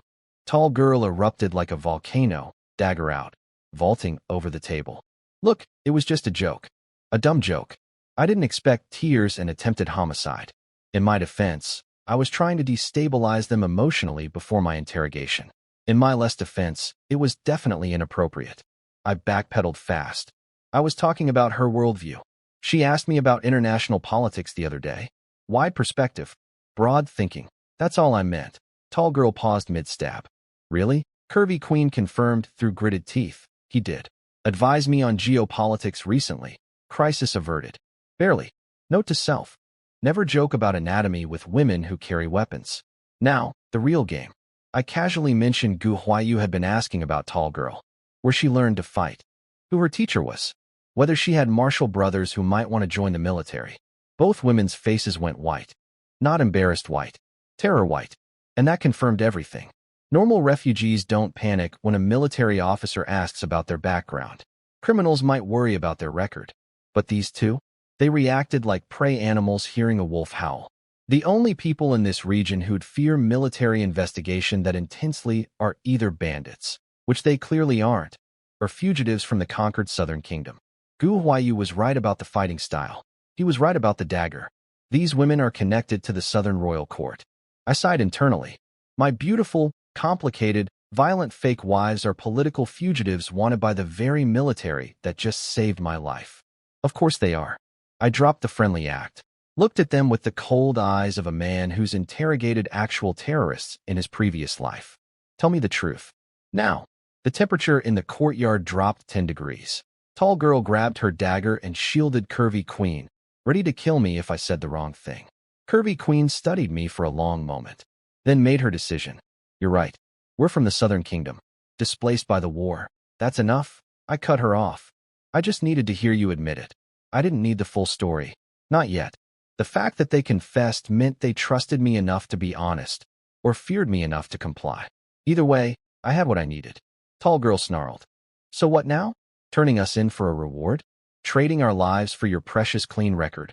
I looked at her with genuine contempt, then pulled out 4 brand new citizen ID cards and tossed them on the stone table. Clack. Already got my clean record. Today, while you were busy trying to rescue me from a situation I'd already handled. Their eyes went wide. For cards. For names. All legal. All clean. We weren't convicts anymore. Any of us. And the man holding their fate in his hands had just shown them he didn't need them for anything. Which meant whatever came next, protecting them, hiding them, or turning them in, was entirely my choice. The courtyard was very, very quiet. I tossed the new ID cards on the table. For shiny citizen passes.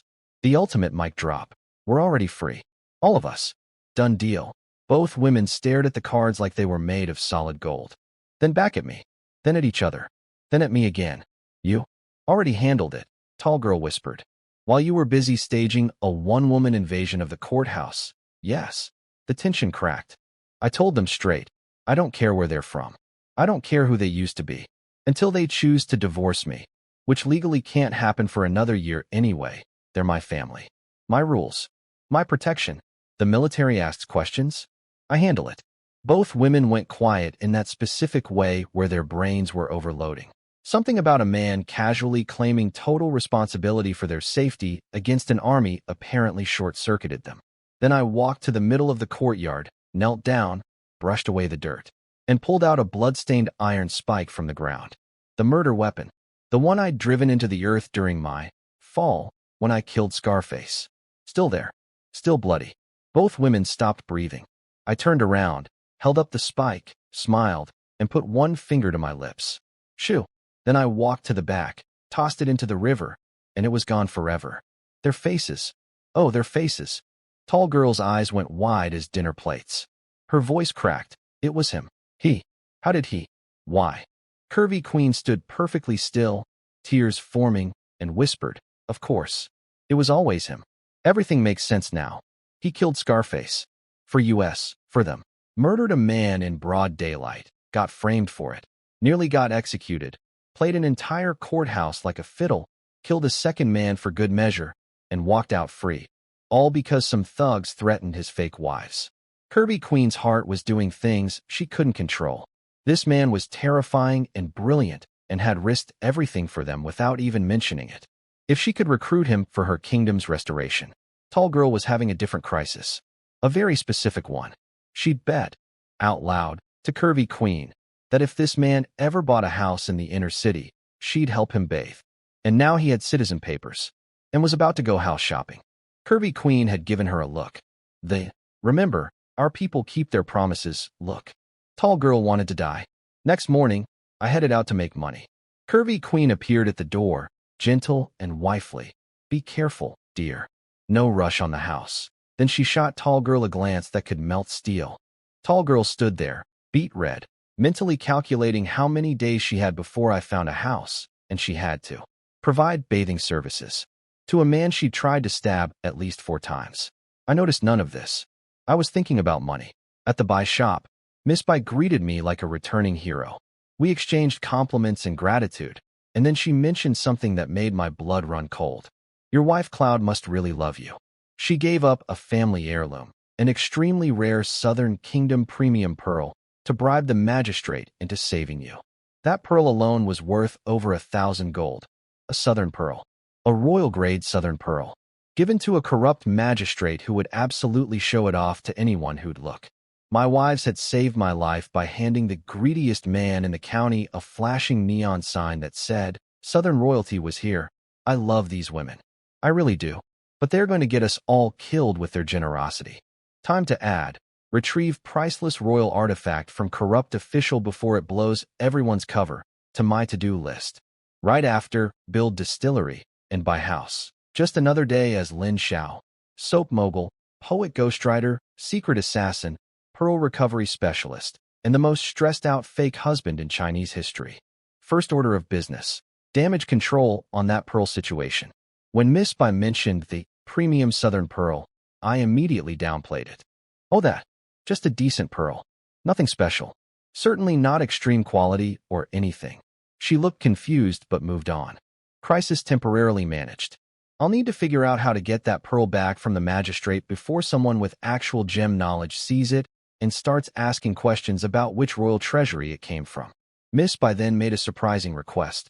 Could I introduce her to Gu Huayu? She got all nervous and fidgety about it. My business partner has a crush on my military buddy. Great. Love is blooming everywhere except in my actual fake marriage. Sure, no problem. Now, how's the soap business? Her face fell. The good news. Production was booming, orders flooding in, money rolling.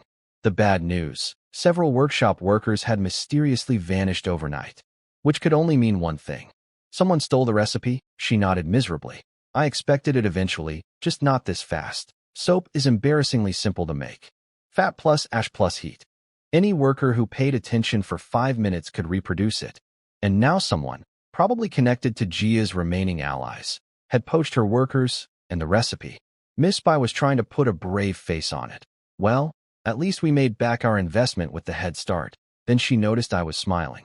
You're not worried. Miss Bai, the reason I came today is specifically to solve this problem. Her eyes went wide. The basic soap recipe was always going to leak. I knew that from day one. That's why I held back the upgrade. Soap's biggest flaw is the smell. It stinks. Regular soap, fancy soap, they all reek. No amount of perfume fixes it. But I paused for dramatic effect because I earned it. I have a secret formula for a special ingredient that transforms stinky soap into fragrant soap. Flower-scented. Clothes stay perfumed for days after washing. Miss Bai literally stood up from her chair. Every wealthy woman in the province will want it. Every noble household. Every high-end laundry. And the secret ingredient? Only I know how to make it. Impossible to reverse engineer from the final product. She looked like someone who'd been told her lottery ticket was actually worth 10 times what she thought. Let the copycats flood the market with stinky soap, I said. We'll be selling luxury soap. Different league. Different price. Total monopoly. And this formula. How much? Free. Consider it my thank you gift for saving my life. I thought she might actually faint. She curtsied so deeply she almost hit the floor. What did I do to deserve a partner like you? Just keep being honest and kind. That's literally why you're getting this instead of someone else. Which was true. If she'd been greedy or dishonest during the crisis, the fragrant soap recipe would have gone to a competitor. She passed the test without even knowing there was a test. I could see her doing the mental math, realizing that if she hadn't spent all that money rescuing me, she'd have lost the upgrade formula forever. Her kindness had literally purchased a monopoly on luxury soap. The universe's most profitable act of generosity. Then I asked for a house in the inner city. Front yard for living. Backyard big enough for a small workshop. You want me to help you buy it? Don't insult me. She was almost offended. I'm buying it. It's for the soap business. Little Peach was dispatched to the real estate office before I could even object. Then Miss Bai got quiet. Stared at me. Started blushing for absolutely no reason. Muttered something to herself. Blushed harder. Miss Bai? You okay? Fine. Completely fine. What else do you need? Alcohol. And fresh flower petals. She nodded vigorously, face still red, and I had absolutely zero idea why. So to summarize my current situation, I have a soap empire upgrading to luxury status, a house being purchased, for me by a blushing businesswoman, a military commander searching for master craftsmen to build my distillery, a fallen empress having feelings she can't process, and a warrior bodyguard mentally preparing to give me a bath. Oh, and somewhere in the city, a mysterious merchant from the capital is stalking me for reasons I don't know yet. Life as Lin Xiao, never boring, frequently dangerous, and increasingly surrounded by women who can't decide whether to kill me or kiss me. I'd say things are going pretty well. Let me explain my master plan, because it's beautiful. Step 1, basic soap. Done. Made money, established the business. Step 2, let the recipe leak. Inevitable anyway. Step 3, reveal the upgrade, fragrant soap that makes the basic version look like garbage. Instant monopoly. But the real endgame is bigger. Everything depends on one critical piece of technology, a distillation apparatus. With that, I can make high-proof alcohol. And alcohol isn't just for drinking. It's a universal solvent. Essential oils from flower petals dissolved in alcohol become perfume concentrates. Mix those into soap and you get luxury-scented products nobody else can replicate.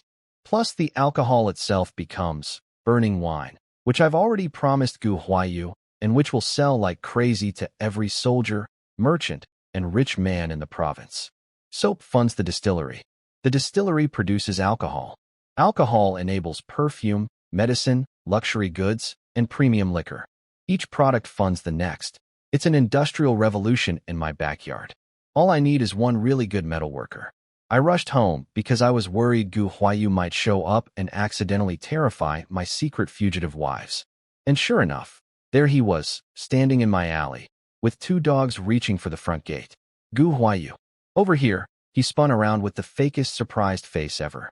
Oh, what a coincidence. I was just in the neighborhood. Sure you were, buddy. Just casually visiting the outer city slums where you have zero reason to be. I distracted him before he could knock on my door and give my wives a heart attack. We chatted about the poem situation. Apparently his teacher nearly fainted when he heard the complete version. The whole academy was buzzing about how the straw bag had suddenly become a literary genius. Gu Huayu was now officially famous as a reformed talent who finally unlocked his potential. My poem. His name. His fame. Did I care? Not even slightly. Fame doesn't buy houses. Silver does. Speaking of which, I said, did you find me a craftsman? Almost forgot. He rummaged through his sleeve and pulled out a tiny metal object the size of a finger joint. He twisted it, and, click, click, click, it telescoped into a full-length whistle. This thing can carry sound for 3 miles. 12 different tones for coded messages. The guy who made it is incredible. I held it up to the light, and my brain nearly exploded.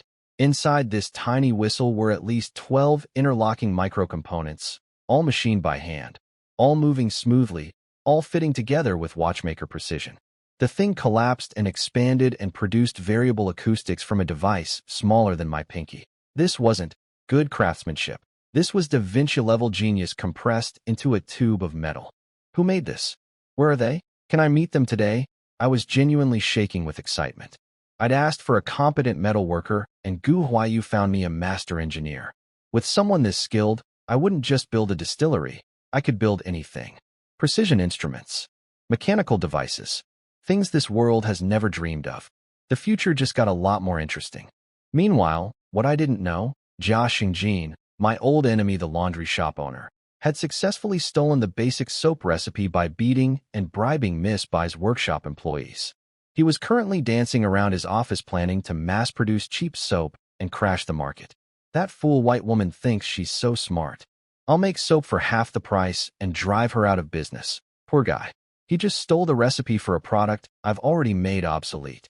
He's about to flood the market with stinky bargain soap, right as we launch the luxury fragrant version.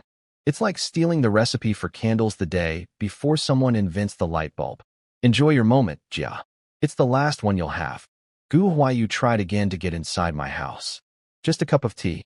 Or water. Well, water is fine. I grabbed his sleeve and physically dragged him away. No tea. No water. Take me to the craftsman now. He pouted the entire walk.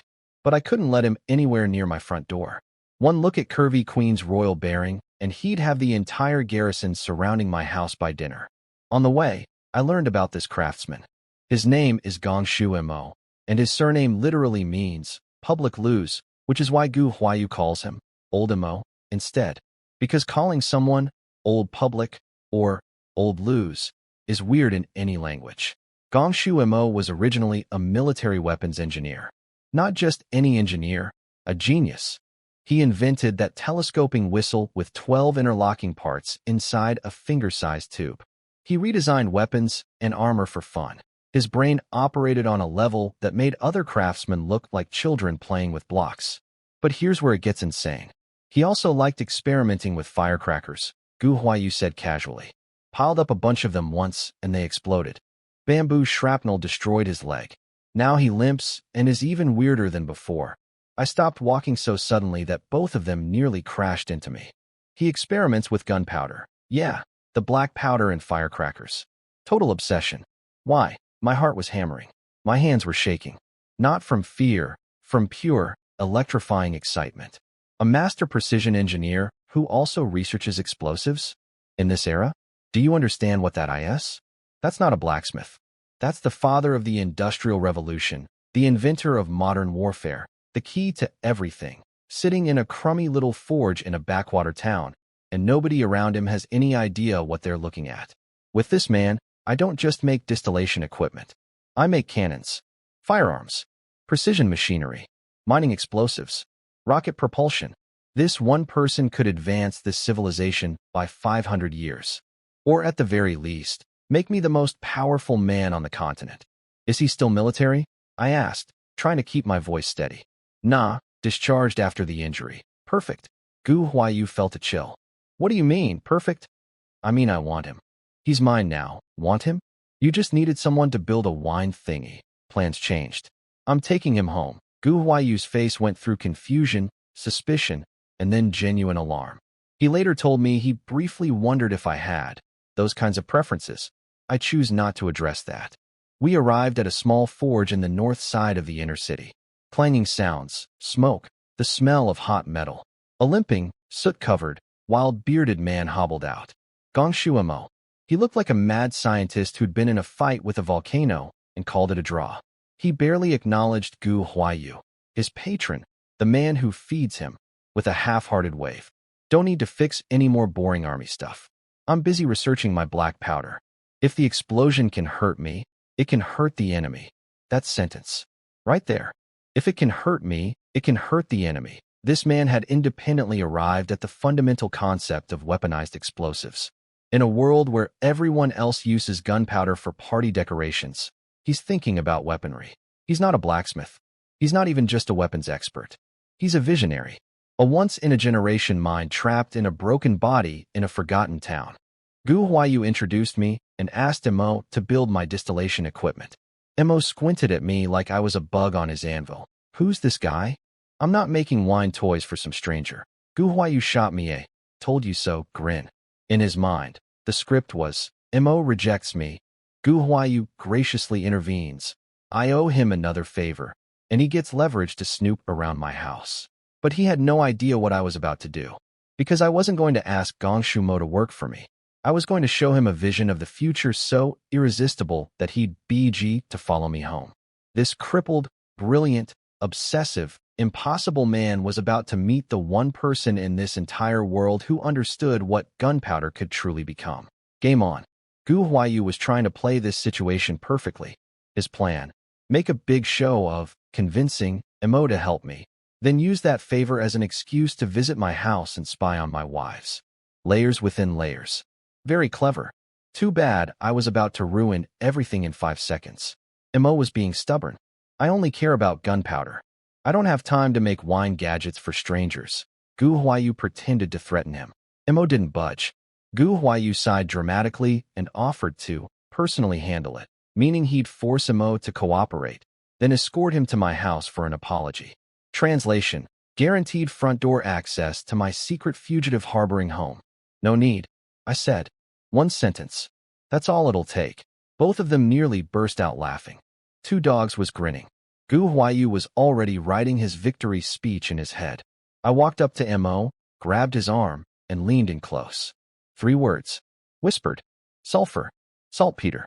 Aristolochia, the 3 core ingredients of gunpowder. Mo's body went rigid like I'd electrocuted him. His eyes went wide as moons. His mouth fell open and a sound came out that was somewhere between a scream and a prayer. How do you know that? This man had spent years and a small fortune, bribing people, getting beaten up by secretive craftsmen, conducting hundreds of dangerous experiments, to piece together a rough understanding of what gunpowder is made of. And I just whispered the answer in his ear like it was nothing. I smiled. Want to know the exact ratios?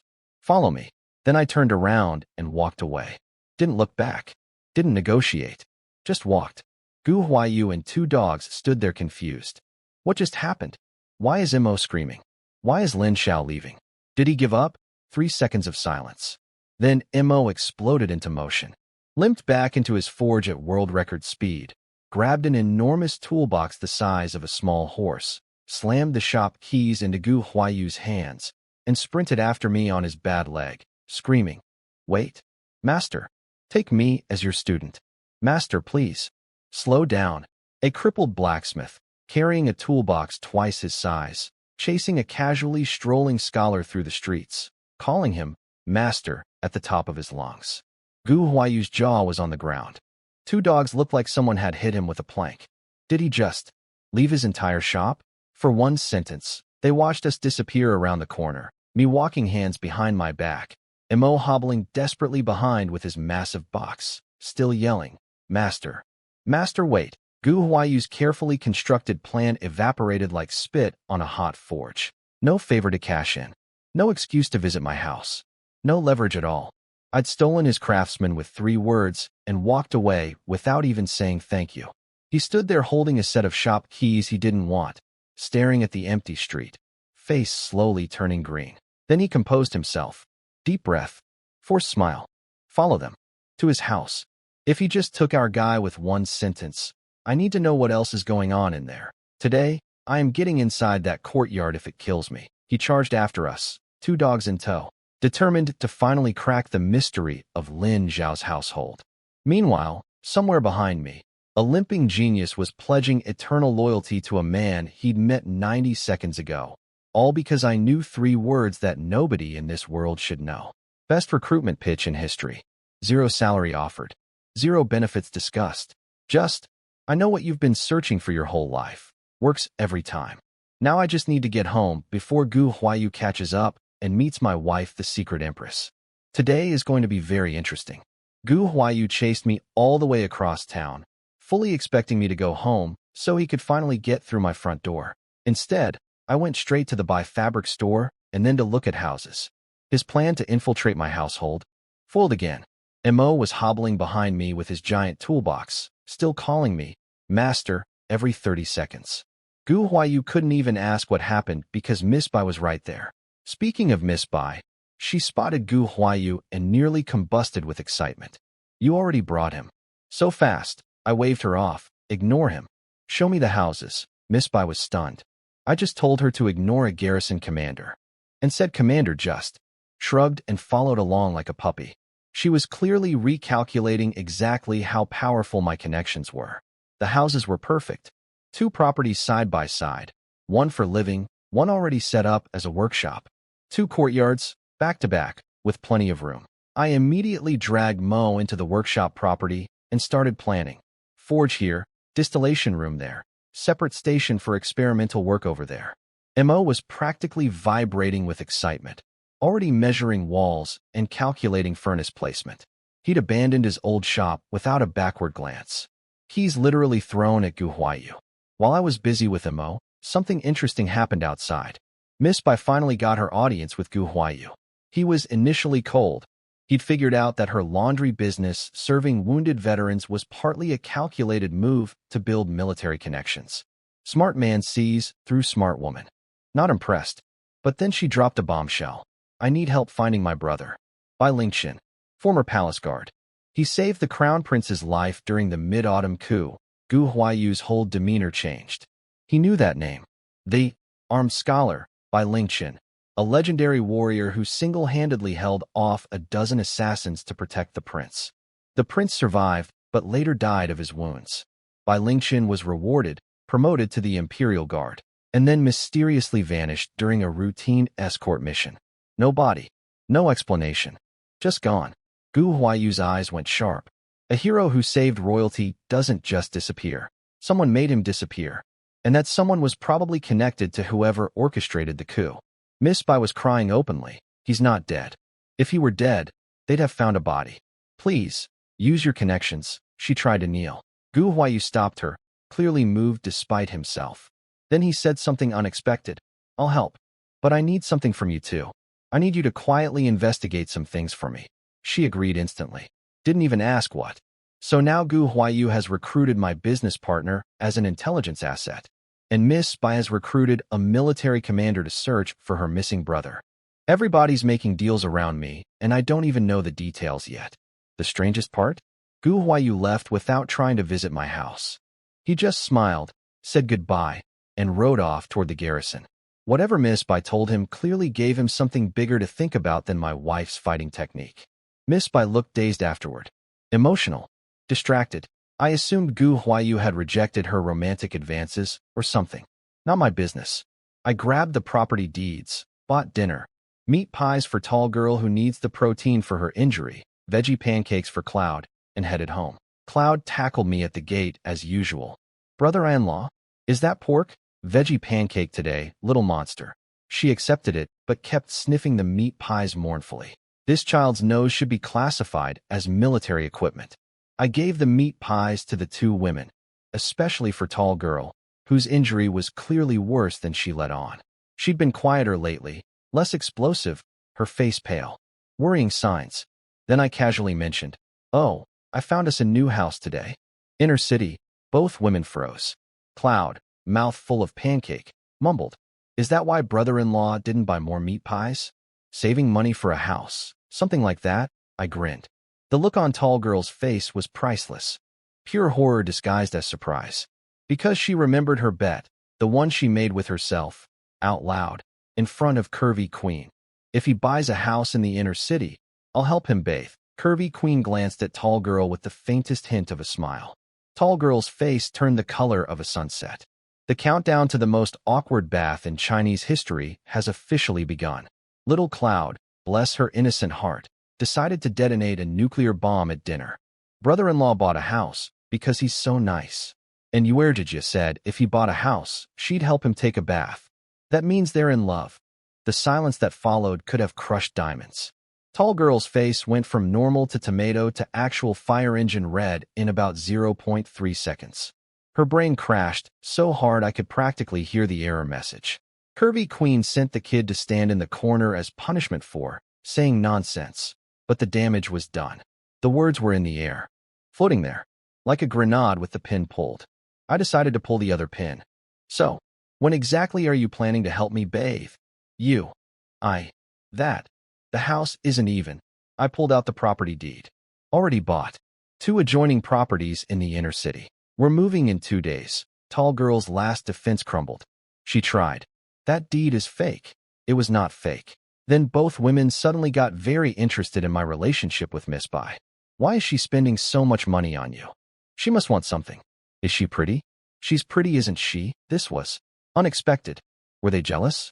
Of my business partner? She wants to meet Gu Huayu through me. That's it. Oh, both women visibly relaxed. Like air escaping from balloons. Well, that makes sense then. I don't fully understand what just happened, but I'm filing it under encouraging signs. Then I push my luck. So about that bath. Tonight works for me. Fresh start in the new chapter of life. Wash away the bad luck. I walked to the backyard before Tall Girl could find her dagger. Behind me, I heard desperate whispering. Tall Girl pleading with Curvy Queen, Your Majesty. You can't seriously expect me to. And Curvy Queen, in her most regal, most imperial, most infuriatingly calm voice. A woman of our nation always keeps her word. But he's just, I've only ever bathed you, and now he is technically your husband. In name, at least. Tall Girl made a sound like a tea kettle exploding. Then Curvy Queen played her real card. The strategic one. The Empress one. Listen to me. He's brilliant. He's resourceful. He kills without leaving evidence. He makes money from thin air. He's exactly the kind of person we need for our restoration plan. But he has zero interest in politics. He just wants to be rich and comfortable here. So how do we convince a man like that to abandon everything and come back to our kingdom with us? Pause. We make him want to come. Tall Girl's eyes went wide. You want me to seduce him into helping us reclaim our nation? Using bath time? Curvy Queen's face was complicated. Part strategist, part sister, and part something she refused to name. I want you to keep your promise. And if it happens to make him more attached to us, that serves our greater purpose. Your Majesty is a genius. But here's the thing Curvy Queen wouldn't admit, even to herself. When she gave that order, her voice caught slightly. Her eyes dimmed for just a moment. Because sending Tall Girl to get closer to me meant stepping back herself. The Empress was making a strategic sacrifice, one that hurt more than she expected. And me? I was in the backyard, completely oblivious, thinking about distillation equipment and wondering why the atmosphere in my house kept getting weirder. Two women, one falling for me, the other pushing her best friend toward me while pretending she doesn't care. Both convinced I'm the key to saving their entire kingdom. I just wanted to make soap and get rich. How did my life get so complicated? I drew a bath to celebrate. Hot water, repaired tub, a quiet night. For the first time since arriving in this world, I could actually relax. No criminal record. No enemies at the door. No execution pending. Just a man, a tub, and the sweet smell of freedom. I sank into the water and let my mind drift. Business plans. Distillation timelines. The future stretching out with actual possibility instead of constant survival. I fell asleep. In the bath. Like an idiot. What I didn't know. 2 assassins in black had scaled my back wall. They recognized this body. The original Lin Xiao. They'd been sent to finish what the exile was supposed to do. He survived the 1,000-mile march. And he's doing business now. These weren't random thugs. They knew the original Lin Xiao personally. Someone called Second Master had sent them. Someone from the capital. From his past life. Not MY past life, but the body's previous owner. The original Lin Xiao was framed and exiled. And apparently, whoever framed him wanted to make absolutely sure he stayed dead. Their plan was clever. No stabbing. Too messy, too traceable. Instead, a bamboo tube filled with something called passion smoke. Blow it through the window, seal the room. The drug causes delirium, blood vessel rupture, and if you're lucky, drowning in your own bathwater. Looks like a natural death. They pumped 3 doses through my window. I was unconscious, drugged, skin turning red, blood boiling, completely helpless. And that is when Tall Girl showed up. She'd been psyching herself up for 20 minutes, walking in circles, giving herself pep talks. This is a mission. For the Empress. For the kingdom. I am not nervous. I have no personal feelings about this. I'm simply keeping a promise. Like a soldier. A very professional soldier who happens to be washing a man. She was so deep in her own anxiety spiral that she almost walked right past the assassins. But her warrior instincts kicked in at the last second. 2 figures in black, crouching by my window. Definitely not her fake husband waiting eagerly for bath service. The nervous kitten instantly became a hunting tiger. Her dagger flew through the darkness. One assassin dodged, barely, taking a cut to the shoulder. She charged the second one with killing intent so fierce that both men realized they'd massively miscalculated. A three-way fight erupted in my backyard. Sparks flying in the dark, blades clashing. Two professional killers versus one injured warrior woman. She held them off, both of them, with a half-healed wound on her back. For several exchanges, she was actually winning. These were clearly military-trained assassins, and she was matching them 2-on-1. But the injury betrayed her. A moment of pain, a split-second hesitation, and they knocked her back and fled over the wall. She wanted to chase them. Every fiber of her being screamed pursue. But then she thought, what if they already killed him? She kicked open the door and found me in the tub, skin bright red like a boiled shrimp, room filled with pink-tinged steam that smelled strangely sweet. Eyes closed, not moving. Her heart stopped. Is he dead? He looks cooked, but no wounds, no blood. The water's just really hot? And why does it smell like flowers in here? Is he sleeping? This idiot fell asleep in the bath while assassins were outside? Relief turned to anger. She stormed over to slap me awake. Her hand swung down, and my hand shot up and caught her wrist. Grip like iron. Skin burning hot. My eyes snapped open. Red. Both of them. Completely, unnaturally red. 3 doses of passion smoke coursing through my veins, my blood on fire, my mind shattered into fragments. And the first thing I saw was a beautiful woman standing over me in the steam. This is about to go very, very badly for everyone involved. I'm going to keep this one brief, because some things a gentleman doesn't elaborate on. I fell asleep in the bath. Assassins from the capital, people who knew the original Lin Xiao, pumped 3 doses of something called passion smoke through my window. It's a drug that scrambles your mind and sets your blood on fire. Their plan, make it look like I died naturally in the tub. In my drugged haze, I thought I was back in my previous life, captured, drugged during interrogation, fighting to stay conscious. When a hand came at my face, my instincts kicked in. I grabbed it. It was tall girl. She'd fought off both assassins in my backyard, 2 military-trained killers, while injured, and burst in to check if I was alive. What happened next? Was the drug. 3 doses of that smoke had turned me into someone I wasn't. My eyes were red. My mind was gone. I thought she was an enemy agent running a honey trap. I'll spare the details. Let's just say, the promise about the bath got fulfilled in ways nobody planned, nobody wanted, and nobody could control. When I woke up at dawn, completely clear-headed, I stared at the ceiling for a very long time. The room was a mess. There was blood on the bed, from her reopened back wound. The window had a small hole where the poison tube had been inserted. I pieced it together slowly. The assassins. The drug. Her arriving at exactly the wrong moment. The chain of events that turned a silly bet into something irreversible. 2 things became crystal clear. First, someone from the capital wants the original Lin Xiao dead. They sent trained killers. This body's past isn't just complicated. It's actively hunting me. Second, I owe Tall Girl more than I can ever repay. She saved my life fighting those assassins. And what happened after? That's on me. Drug or no drug, I'm the man in this equation, and I'll carry that responsibility. No more games. No more teasing. She's not my fake wife anymore. Whatever these women are hiding, whatever kingdom they're from, whatever conspiracy they're wrapped up in, I'm in it now. All the way. Not because of politics or strategy, because that's what a real man does. I checked the window, memorized the entry angle of the poison tube, and filed away every detail for later. Those assassins will be found, and they will regret coming to my house. But first, Tall Girl's wound had reopened badly. She needed proper medicine. Military-grade stuff. The best in the county. Which meant swallowing my pride and going to ask Gu Huayu for his combat medic supplies. Yes, the same Gu Huayu who's been trying to investigate my wives.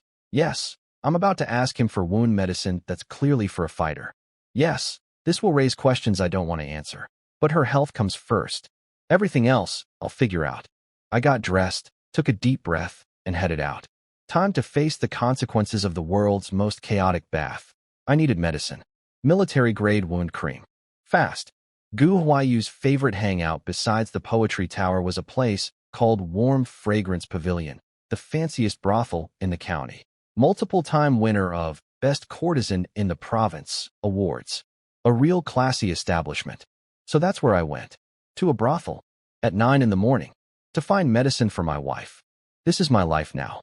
What I didn't notice walking in, the man from the capital, the merchant who'd been stalking me, was on his way down the stairs at the exact moment I walked through the front door. He saw me, nearly had a heart attack, covered his face, and fled out the back door. Turns out he sent the assassins. His name is Lin Air, second Lin, apparently someone connected to whoever framed the original owner of this body. He was staying at this very brothel, waiting for confirmation of my death. Instead, he saw me walk in alive. His brain immediately concluded I'd tracked the assassins back here and was coming for revenge. He ran so fast, he probably left skid marks. In reality, I had absolutely no idea he existed. I was just looking for Gu Huayu. The universe has the most incredible comedic timing. The moment I stepped inside, every woman in the building swarmed me like bees to honey.